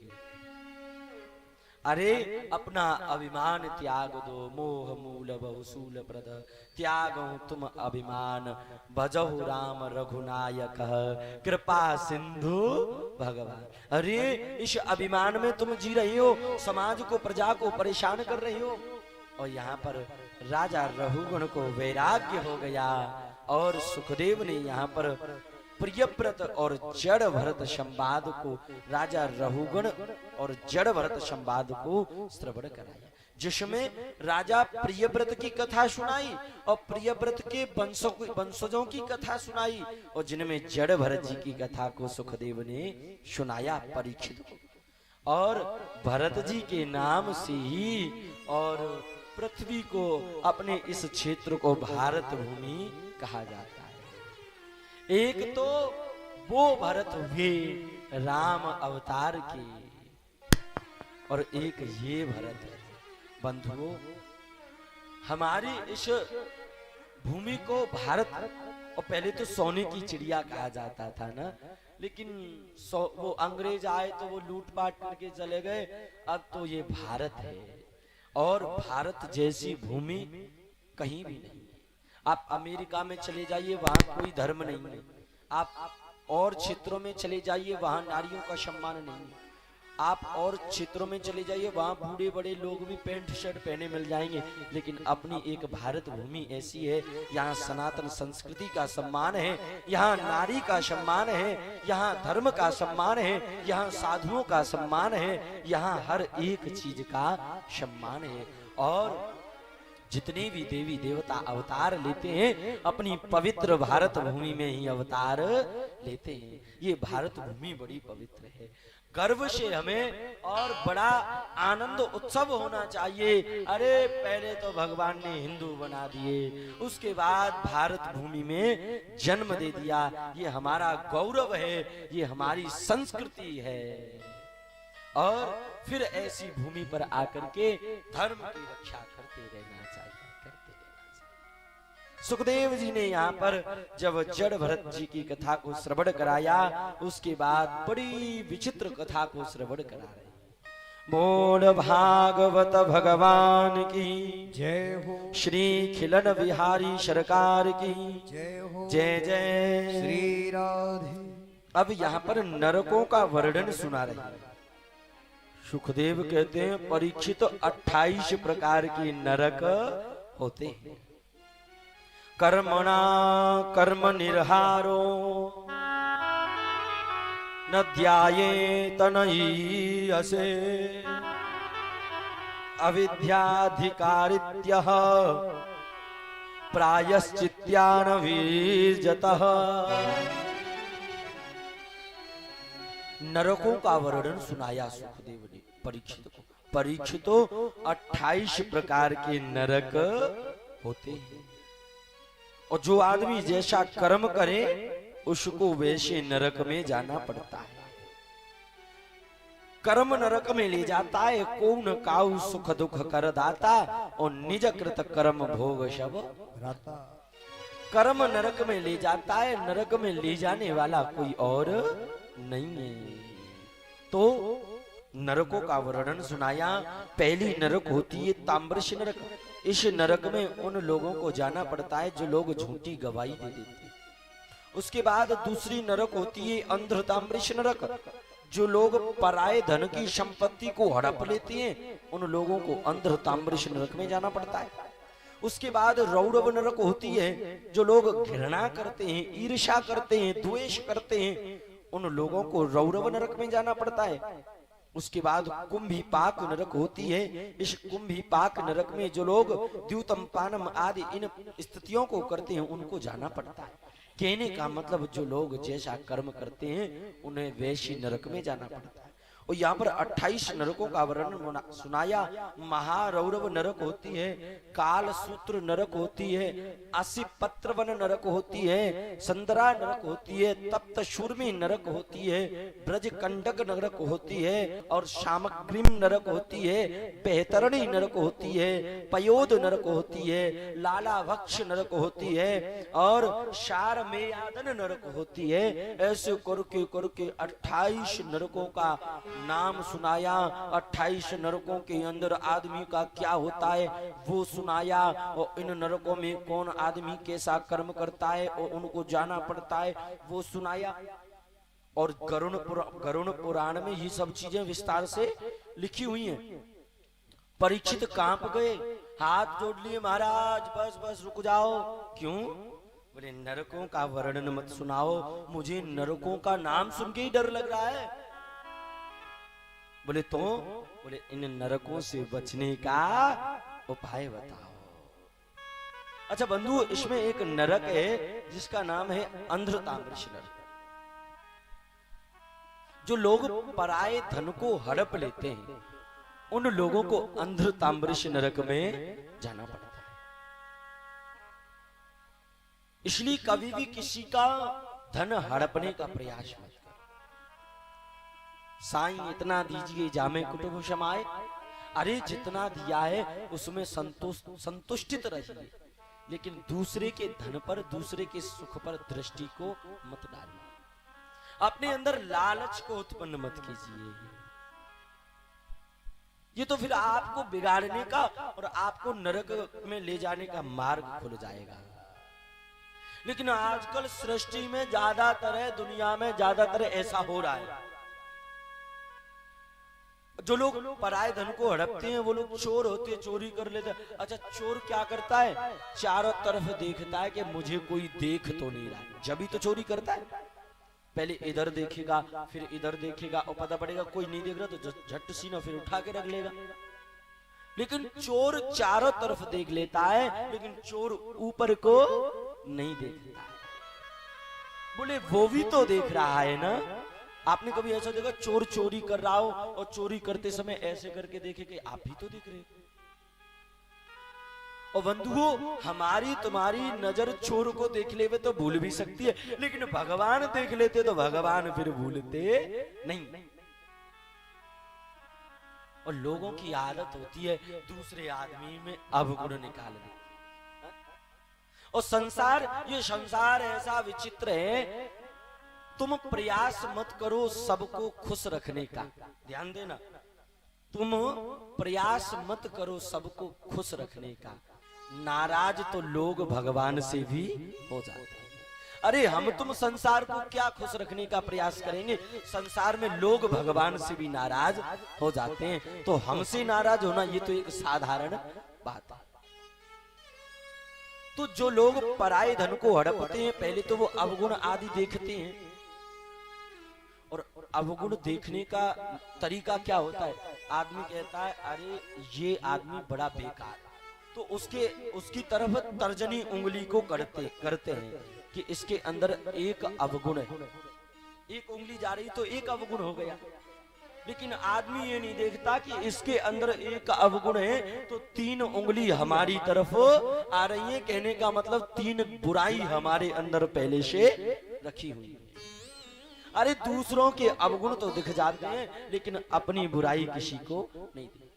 ऐसे करके अच्छा फिर भी अगर कोई विश्वास न करे तो ये अंगूठा ऊपर को होता है, बोले अगर इन बातों पे विश्वास नहीं है तो फैसला ऊपर हो जाएगा कि अवगुण किसके अंदर हैं। अंध्र ताम्रिश नरक, जो लोग पराये धन को हड़प लेते हैं उन्हें उसमें जाना पड़ता। बड़ी विचित्र नरक होती है, वृक्ष लगे हुए होते हैं और वृक्षों के पत्ते तलवार की तरह पहने होते हैं, आदमी निकल के जाता है ना तो शरीर चिरता चला जाता है, कष्ट होता है, दुख होता है, तब याद और आ जाता है कि हमें ये दुख क्यों मिल रहा है। अच्छा ऐसे समझने का प्रयास। एक गांव था, उस गांव में एक पंडित जी महाराज रहते थे और एक देवी जी रहती थी। उनके यहाँ भैंसों का काम होता था। अच्छा भैंसों का काम तो अपने गांव में भी खूब चकाचक होता है। तो क्या हुआ कि पंडित जी महाराज के यहाँ भैंसों का काम होता तो भैंस 60 लीटर दूध देती थी।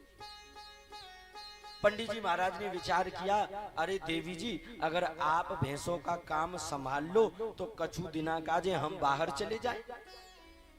देवी जी ने कहा कि हमें करना ही क्या है, और भैंसों का काम नौकर करते, हमें तो बस दूधिया को दूध देना होता है। देवी जी बोली हाँ तुम चले जाओ।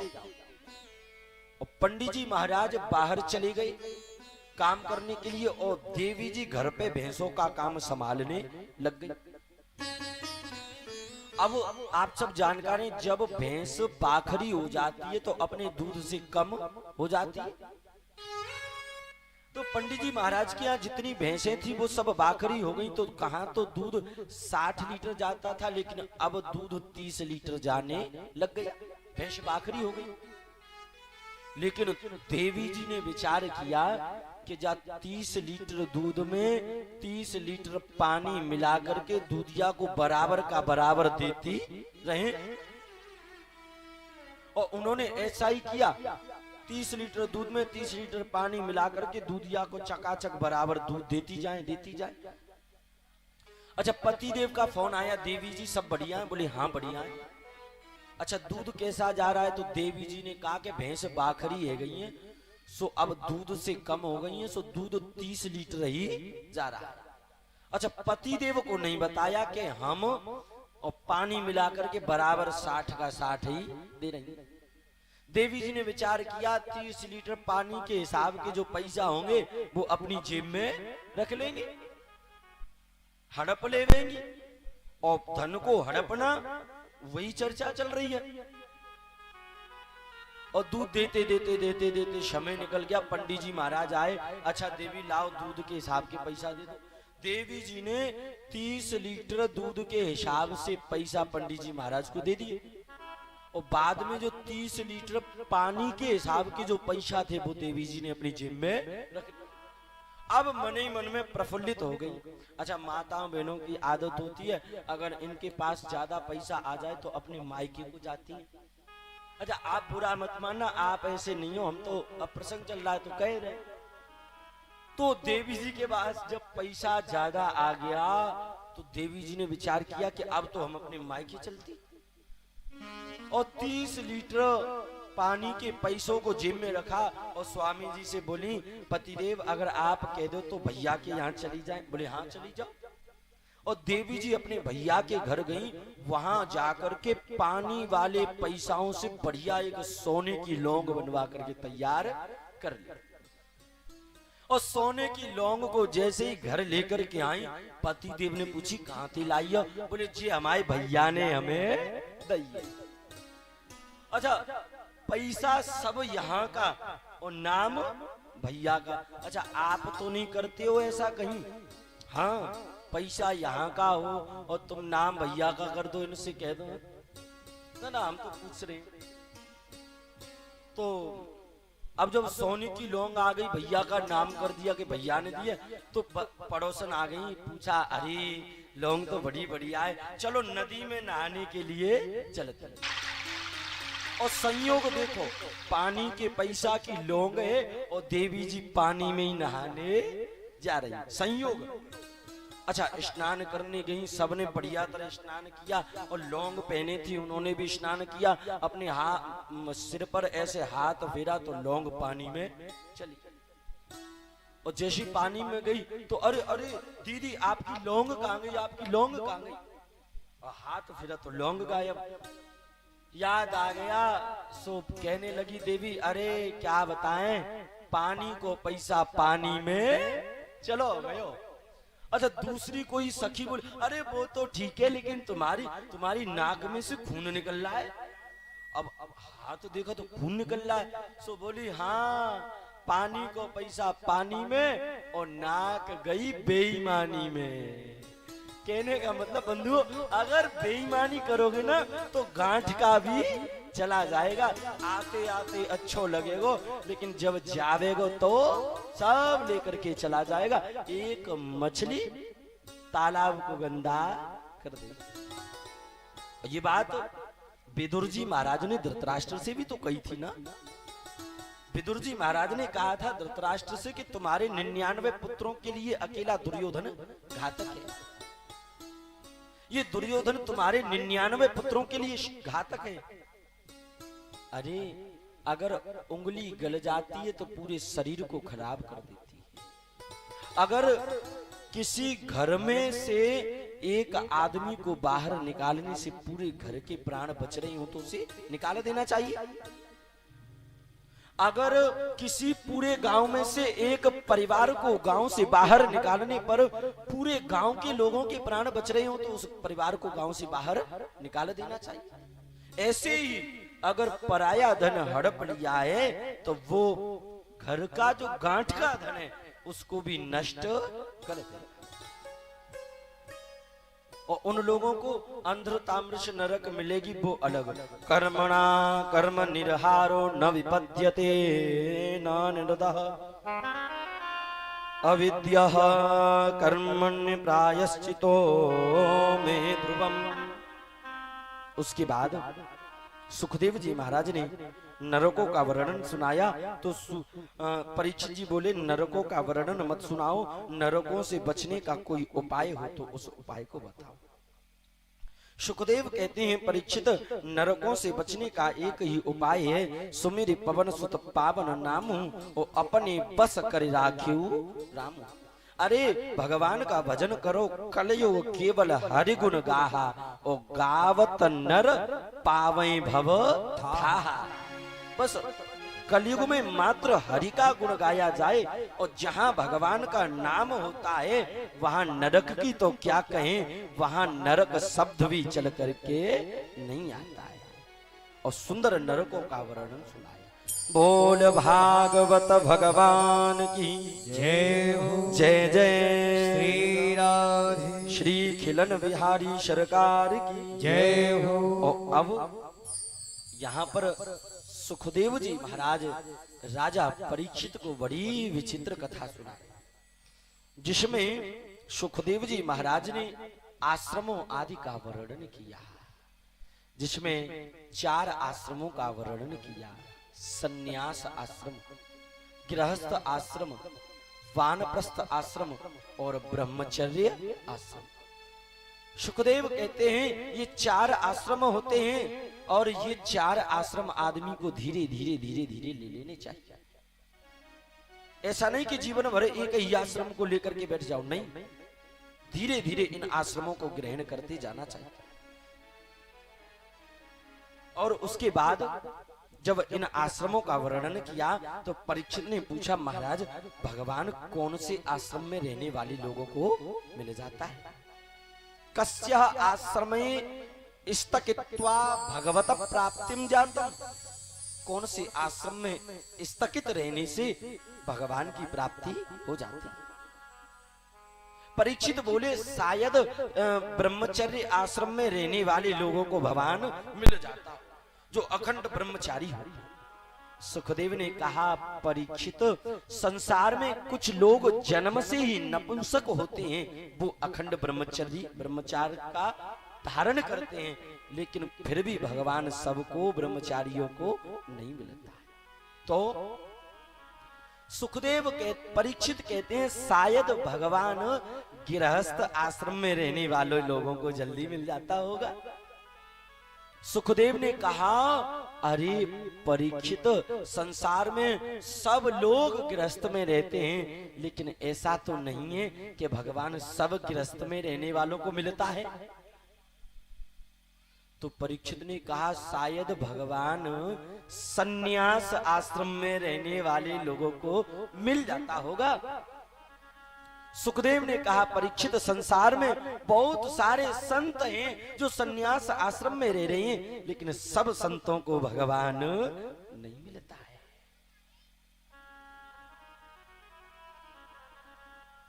तो अब की बार परीक्षित ने कहा, तो शायद भगवान वानप्रस्थ आश्रम में रहने वाले लोगों को मिल जाता होगा। तो सुखदेव कहते हैं, परीक्षित, एक हिरण होता है, शेर होता है, सिंह होता है, ये जन्म से ही वानप्रस्थ आश्रम में रहते हैं, लेकिन इनको भगवान सबको तो नहीं मिलता। परीक्षित बोले, तो शायद भगवान पढ़े लिखे लोगों को मिलता होगा। सुखदेव बोले, उस ध्रुव की क्या उम्र है? 5 वर्ष की उम्र के बालक को ध्रुव को परमात्मा मिल गए, वो तो पढ़ा लिखा नहीं है। परीक्षित बोले, तो शायद भगवान सुंदर आदमियों को जल्दी मिल जाता होगा। तो सुखदेव कहते, वो कुब्जा तो सुंदर नहीं थी, लेकिन फिर भी भगवान मिल गया। परीक्षित बोले, तो शायद मनुष्यों को भगवान मिल जाता होगा। सुखदेव ने कहा, परीक्षित, वो गजेंद्र हाथी, उसको भगवान मिले? परीक्षित ने पूछा, तो फिर भगवान किसको मिलता है, बताइए ना। तो सुखदेव बड़ी सुंदर बात है। जो बात यहाँ पर सुखदेव भागवत में कह रही हैं, और वही बात रामायण में तुलसीदास बाबा भी कह रहे हैं।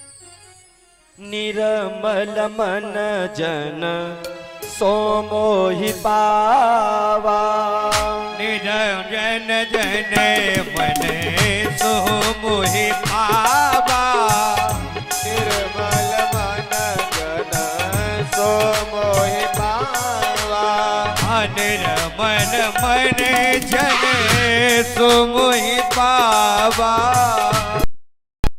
मन जन सो मोहि पावा, मोहि कपट छिद्र न भावा, मोहि कपट छल छिद्र न भावा, निर्मल मन जन सो मोहि पावा, मोहि कपट छल छिद्र न भावा।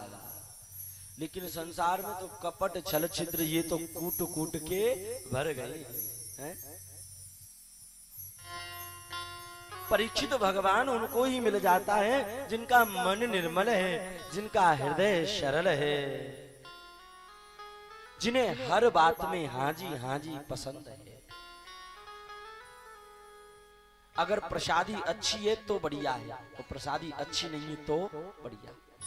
अगर घर अच्छा है तो बढ़िया है, और अगर घर अच्छा नहीं है तो बढ़िया। अगर शरीर अच्छा है तो बढ़िया है, और शरीर अच्छा नहीं है तो बढ़िया। जिन लोगों को हाजी हाजी पसंद लगता है। एक बात बताऊं, जो चीज हमारे पास है ना, संसार में कुछ लोग ऐसे हैं जिनके पास वो चीज नहीं है। हमारे पास हाथ है, संसार में कुछ लोग ऐसे हैं जिनके पास हाथ नहीं। वो लोग यही कहते होंगे माधव कुछ देते या ना देते, घर बंगला देते या ना देते, कम से कम शरीर तो पूरा दे देते। तो जो चीज है उसमें संतुष्ट रहिए, और ऐसे लोगों को परमात्मा जल्दी मिलता है। निर्मल मन जन सो मोहि पावा।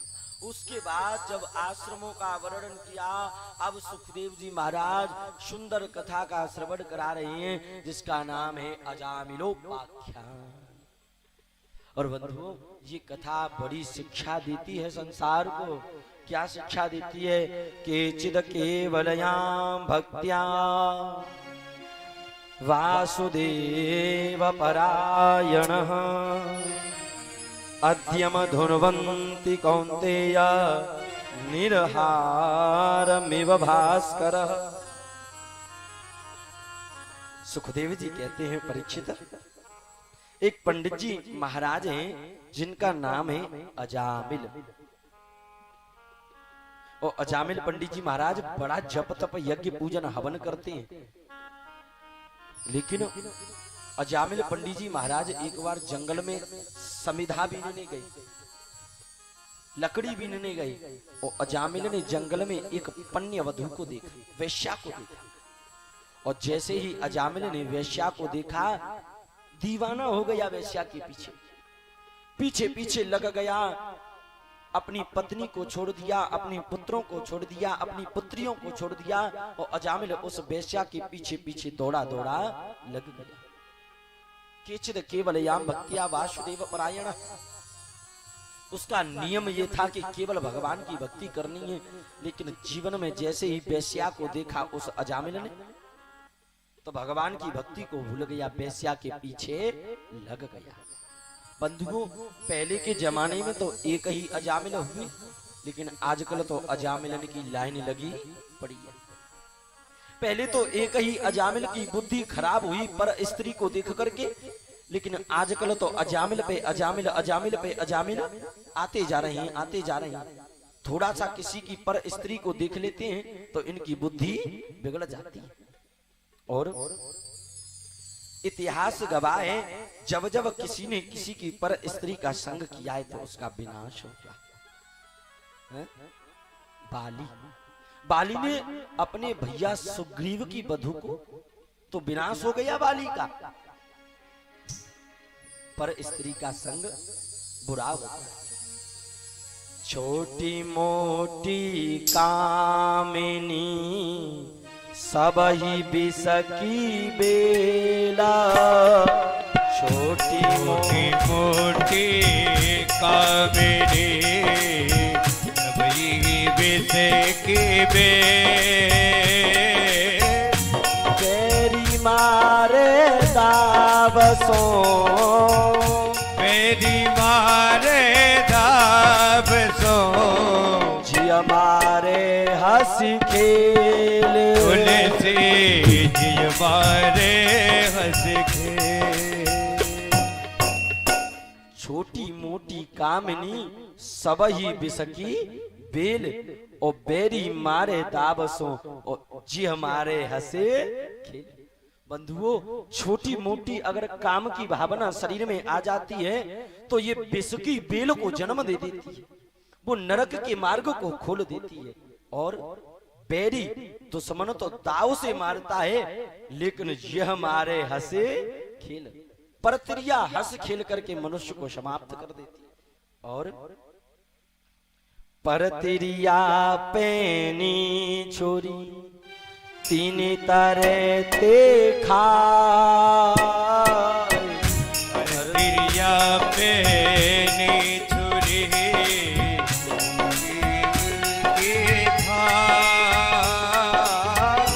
धन हरे जो बना हरे, धन हरे जो बल हरे, और नरक ले जा तुलसी अर्जुन के अथवा।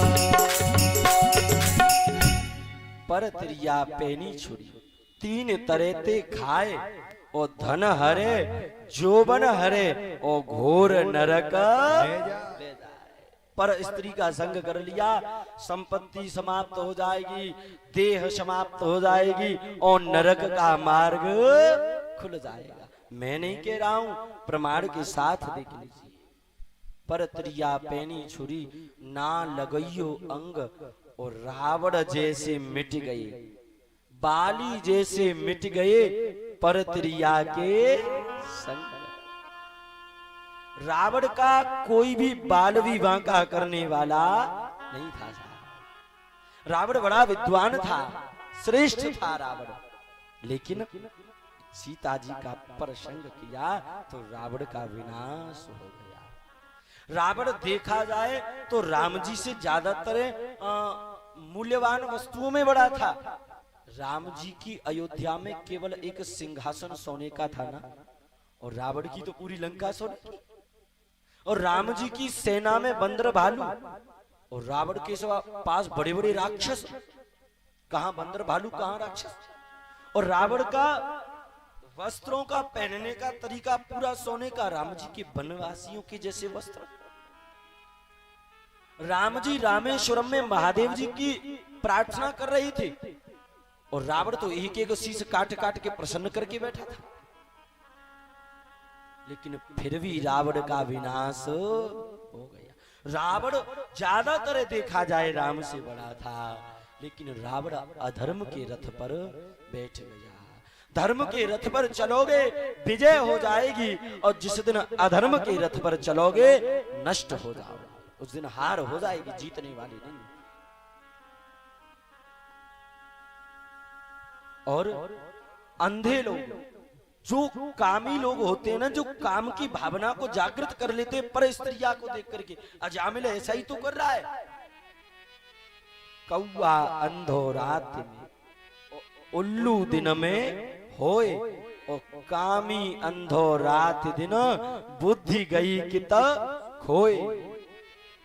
कौआ अंधो रात में, कौआ रात में अंधा होता है और उल्लू दिन में अंधा होता है, लेकिन जिन लोगों के बुद्धि पर काम का प्रभाव चढ़ जाता है वो लोग दिन रात अंधे हो जाते हैं। जो लोग पर स्त्री को देख लेते हैं वो लोग अंधे हो जाते हैं। हाँ, नेत्र हैं फिर भी अंधे। पश्यन मपि न पश्यन, नेत्रों के होते हुए भी कामी लोगों को कुछ दिखता नहीं। और पश्यन मपि न पश्यन, और श्रवण अपि न श्रवण, कान होते हैं लेकिन फिर भी वो लोग बहरे हो जाते हैं। जो लोग कामी होते हैं, जिन लोगों के ऊपर काम का भूत चढ़ जाता है वो लोग अंधे हो जाते हैं। और कामी लोग अपने माता पिता की, दादा परदादा की इज्जत नहीं देखते, चाहे वो स्त्री हो चाहे वो पुरुष हो। फिर ऐसे कामी लोग बदनामी कर रहे हैं। अजामिल के शरीर पर काम का भूत चढ़ गया। केचिद केवलया भक्त्या वासुदेव परायण, मात्र वासुदेव का भजन करता था अजामिल, पर स्त्री का रंग चढ़ गया तो वासुदेव को भूल गया, कृष्ण को भूल गया, भगवान को भूल गया। और अजामिल उस वेश्या के साथ रहते इस अजामिल ने 9 बच्चों को पैदा किया। सुखदेव कहते हैं 9 बच्चों को उस वेश्या के साथ रहते पैदा किया, और फिर अजामिल बुरे बुरे काम करने लग गया। पहले तो माला जपता था, लेकिन अब तो पशु पंछियों को मारने लग जाता है। बंधुओं, जीवन में अगर कुसंग आ जाता है तो वो विनाश कर देता है। दुष्ट संग नहीं देह विधाता। विभीषण जी ने एक ही बात कही राम जी से, अरे नरक में वास दे देते चल जाता, लेकिन दुष्ट रावण के साथ मुझे वास नहीं चाहिए। प्रार्थना करो भगवान से, हमें अगर वास देना है तो भागवत के कथा पांडाल में स्थान दे दो, अगर हमें जगह देनी है तो वृंदावन में जगह दे दो, अगर हमें ठौर देना है तो संतों की सेवा में ठौर दे दो। हमें गलती से भी बुरे लोगों की जगह में ठौर मत देना। क्यों? बुरे लोग आ जाएंगे तो हम बिगड़ जाएंगे। वो अजामिल ऐसा ही तो कर रहा है, वेश्या के साथ रहने लग गया। वेश्या बुरी है, पशु पक्षियों की हत्या करता है। एक दिन कुछ संत आए और उन संतों ने आकर के वेश्या के यहाँ भोजन आदि किया। अजामिल पशु पक्षियों को मार करके आया था। पूछा, अरे ये संत मेरे द्वार पर क्या कर रहे हैं, भगाओ इनको। वेश्या ने कहा, रात भर रुकेंगे, सवेरे अपने आप चले जाएंगे। ठीक है, सुबह यहाँ से चले जाने चाहिए। और जैसे ही रात्रि व्यतीत हुई, प्रातः हुआ, तो ब्राह्मणों की संतों की आदत होती है भैया भोजन के बाद दक्षिणा। तो ब्राह्मण और संत बोले, अरे वैश्या, तुमने भोजन तो भैया रात को करा दो, अब दक्षिणा और दे दो। और अजामिल सुन रहा था, और अजामिल ने जैसे ही सुना तो बोला, सुनो महाराज, दक्षिणा तो तुम्हें दे दी। बोले, भैया क्या दक्षिणा दे दी? शुक्र करो कि हमने तुम्हारे कमंडल लोटा लुटिया छुड़ाए नहीं है। हमारे द्वार पर अगर कोई भी ब्राह्मण साधु आता है तो लोटा लुटिया छुड़ा लेते, और तुम्हारे नहीं छुड़ाए, यही तुम्हारी दक्षिणा है, भागो यहां से। वैश्या ने समझाया, नहीं, ब्राह्मणों के लिए, गौ माता के लिए, वेद के लिए, संतों के लिए तो भगवान खुद अवतार लेता है, इनका अपमान मत करो, नरक मिलेगी। और वैश्या गई, महाराज क्षमा कर दो। हाँ हाँ ठीक है वैश्या, कोई बात नहीं, लेकिन हम दक्षिणा चाहते। हाँ प्रभु, मांगो, क्या चाहिए?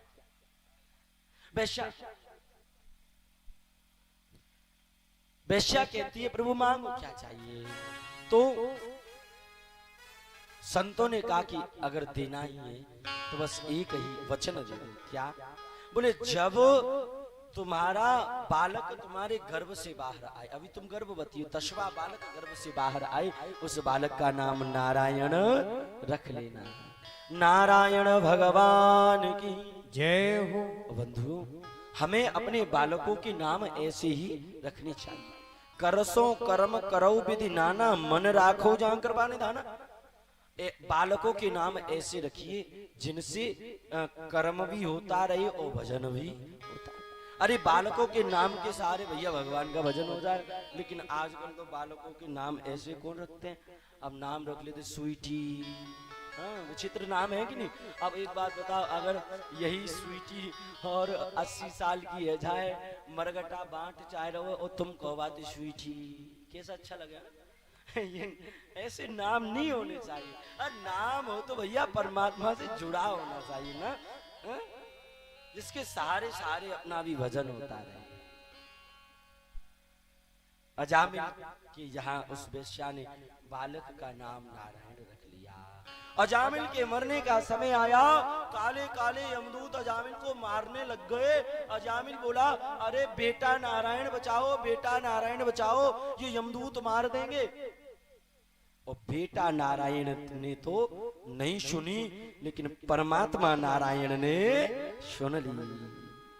अंतिम समय में जो माधव को बुलावे तो माधव जरूर सुनता है। भगवान नारायण ने तुरंत अपने 4 विष्णु दूत प्रकट कर दिए, और विष्णु दूत आए तो विष्णु दूतों ने यम दूतों को जोर से धरती पर धक्का मार दिया, और यम के दूत बेचारे तिल मिलाकर के खड़े हुए। और यम के दूतों ने पूछा, ए भैया तुम 4 चमकीले चमकीले कहां से चले आए, कौन हो तुम? विष्णु दूतों ने कहा, हमारी छोड़ो, तुम बताओ काले कलूटे, तुम कौन हो, तुम कहां से आए हो? बोले, हम यम के दूत हैं, और जो लोग जीवन भर पाप करते हैं, जो लोग पापी होते हैं, उन लोगों को हम नरक में ले जाते हैं। अजामिल पापी है, नरक में ले जाने आए। विष्णु दूतों ने कहा, अरे देखा नहीं, मरते समय हमारे मालिक का नाम पुकार रहा है, मरते समय कह रहा है नारायण बचाओ, और जो मरते समय हमारे मालिक का नाम लेता है उसे तुम लेने आए हो? नहीं, उसे तो स्वर्ग के लिए ले जाया जाता है। यम के दूत बोले, विष्णु दूतो तुम्हें बड़ी गलती है रही है। क्यों? बोले, ये अजामिल तुम्हारे भगवान को तो जानता भी नहीं है, तो बोले ये तो अपने बेटे नारायण को बुला रहा, इसके बेटे का नाम है नारायण। विष्णु दूतों ने तर्क देकर के समझाया, अरे हमें इस बात से कोई मतलब नहीं है, इसके बेटे का नाम नारायण 4 साल पहले पड़ा है, और हमारे भगवान का नाम नारायण अनादि काल से है, अनंत काल से है। तो बताओ ये नारायण नाम इसके बेटे का हुआ कि हमारे भगवान का हुआ? बोले, बात तो सही है, और वस्तु तर्क की अपेक्षा नहीं रखती है, ऐसे समझने का प्रयास करो। जिस प्रकार गलती से अगर अग्नि में हाथ चला जाता है तो जलना पड़ता है ना, गलती से अगर कांटा लग जाए तो दर्द होता है ना, और ऐसे समझने का प्रयास करो। बिजली के तार हैं, उनमें करंट है, किसी को पता है और किसी को नहीं पता है, और जिसको पता है वो आदमी उन तारों को छुएगा तो उसे भी करंट उतना ही लगेगा, और जिसको नहीं पता है वो उन तारों को छुएगा तो उसे भी करंट उतना ही लगेगा। करंट नहीं पूछेगा जानते थे कि नहीं जानते थे।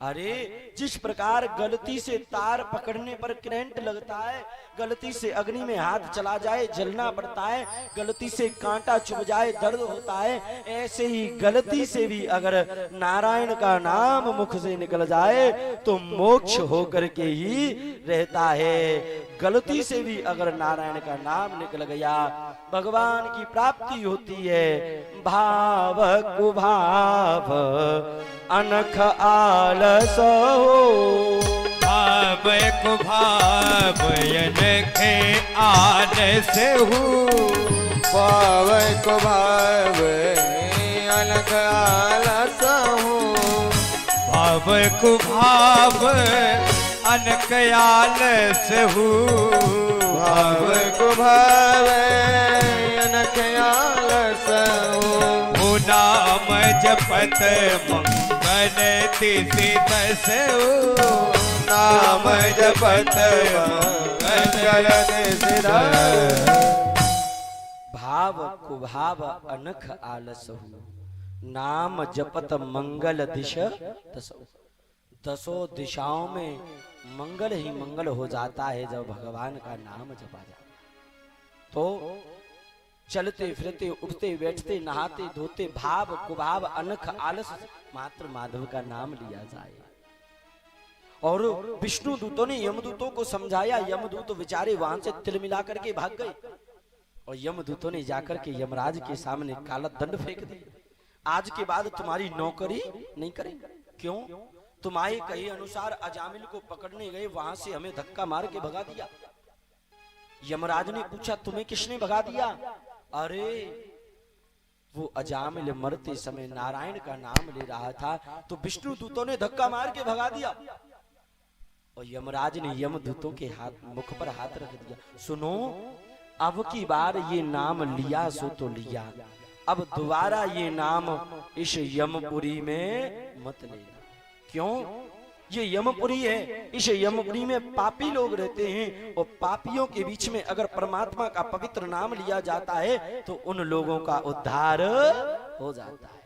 अरे भैया, पेट्रोल पंप में माचिस की तीली जला करके फेंकना खतरे से खाली नहीं है। जिस प्रकार पेट्रोल पंप पे माचिस की तीली जला के फेंक दी जाए विस्फोट हो जाएगा, ऐसे ही पापियों के बीच में माधव का नाम ले लिया जाए सबका उद्धार हो जाएगा। सुखदेव जी ने अजामिल उपाख्यान के नाम और मकसद से परीक्षित को भगवान के नाम की महिमा बताई। नामस्य यावतिर शक्ति ही पाप निर्हरणम हरि, और तावत कर्तुम न शक्नोति ही पातकम पातकी जना।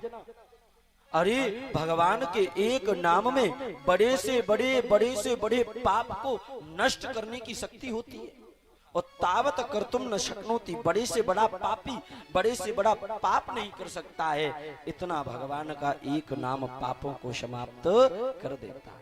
बोल भागवत भगवान की जय हो, खिलन बिहारी सरकार की जय हो, जय जय श्री राधे। और यहाँ पर अजामिल उपाख्यान को विराम दिया। आइए समय के अनुसार कुछ क्षण हम और आप जलपान के लिए और समय लेते हैं, फिर बाद में कथा को प्रारूप से चलाया जाएगा जब जहां से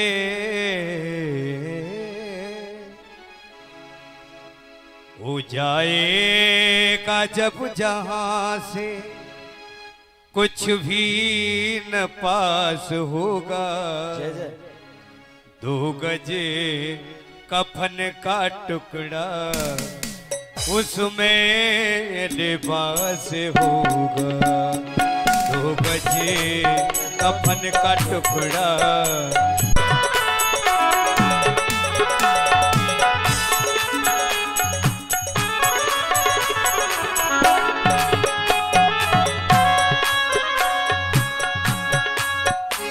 कंधे पे धर जाएंगे बर्बाद बाल तेरे, यमदूत ले पकड़ के डोलेंगे घेरे घेरे।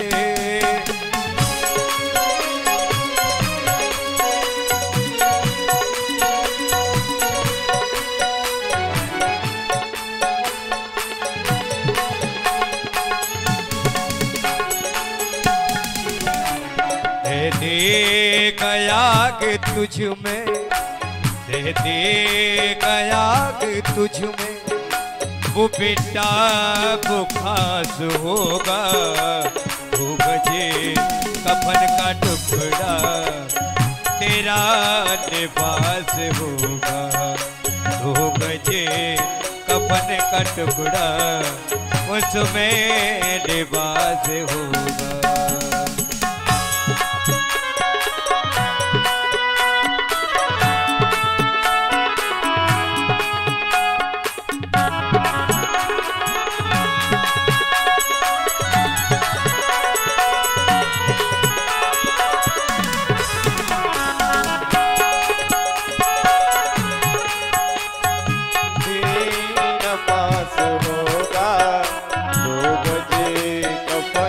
टुकड़ा तेरा लिबास होगा।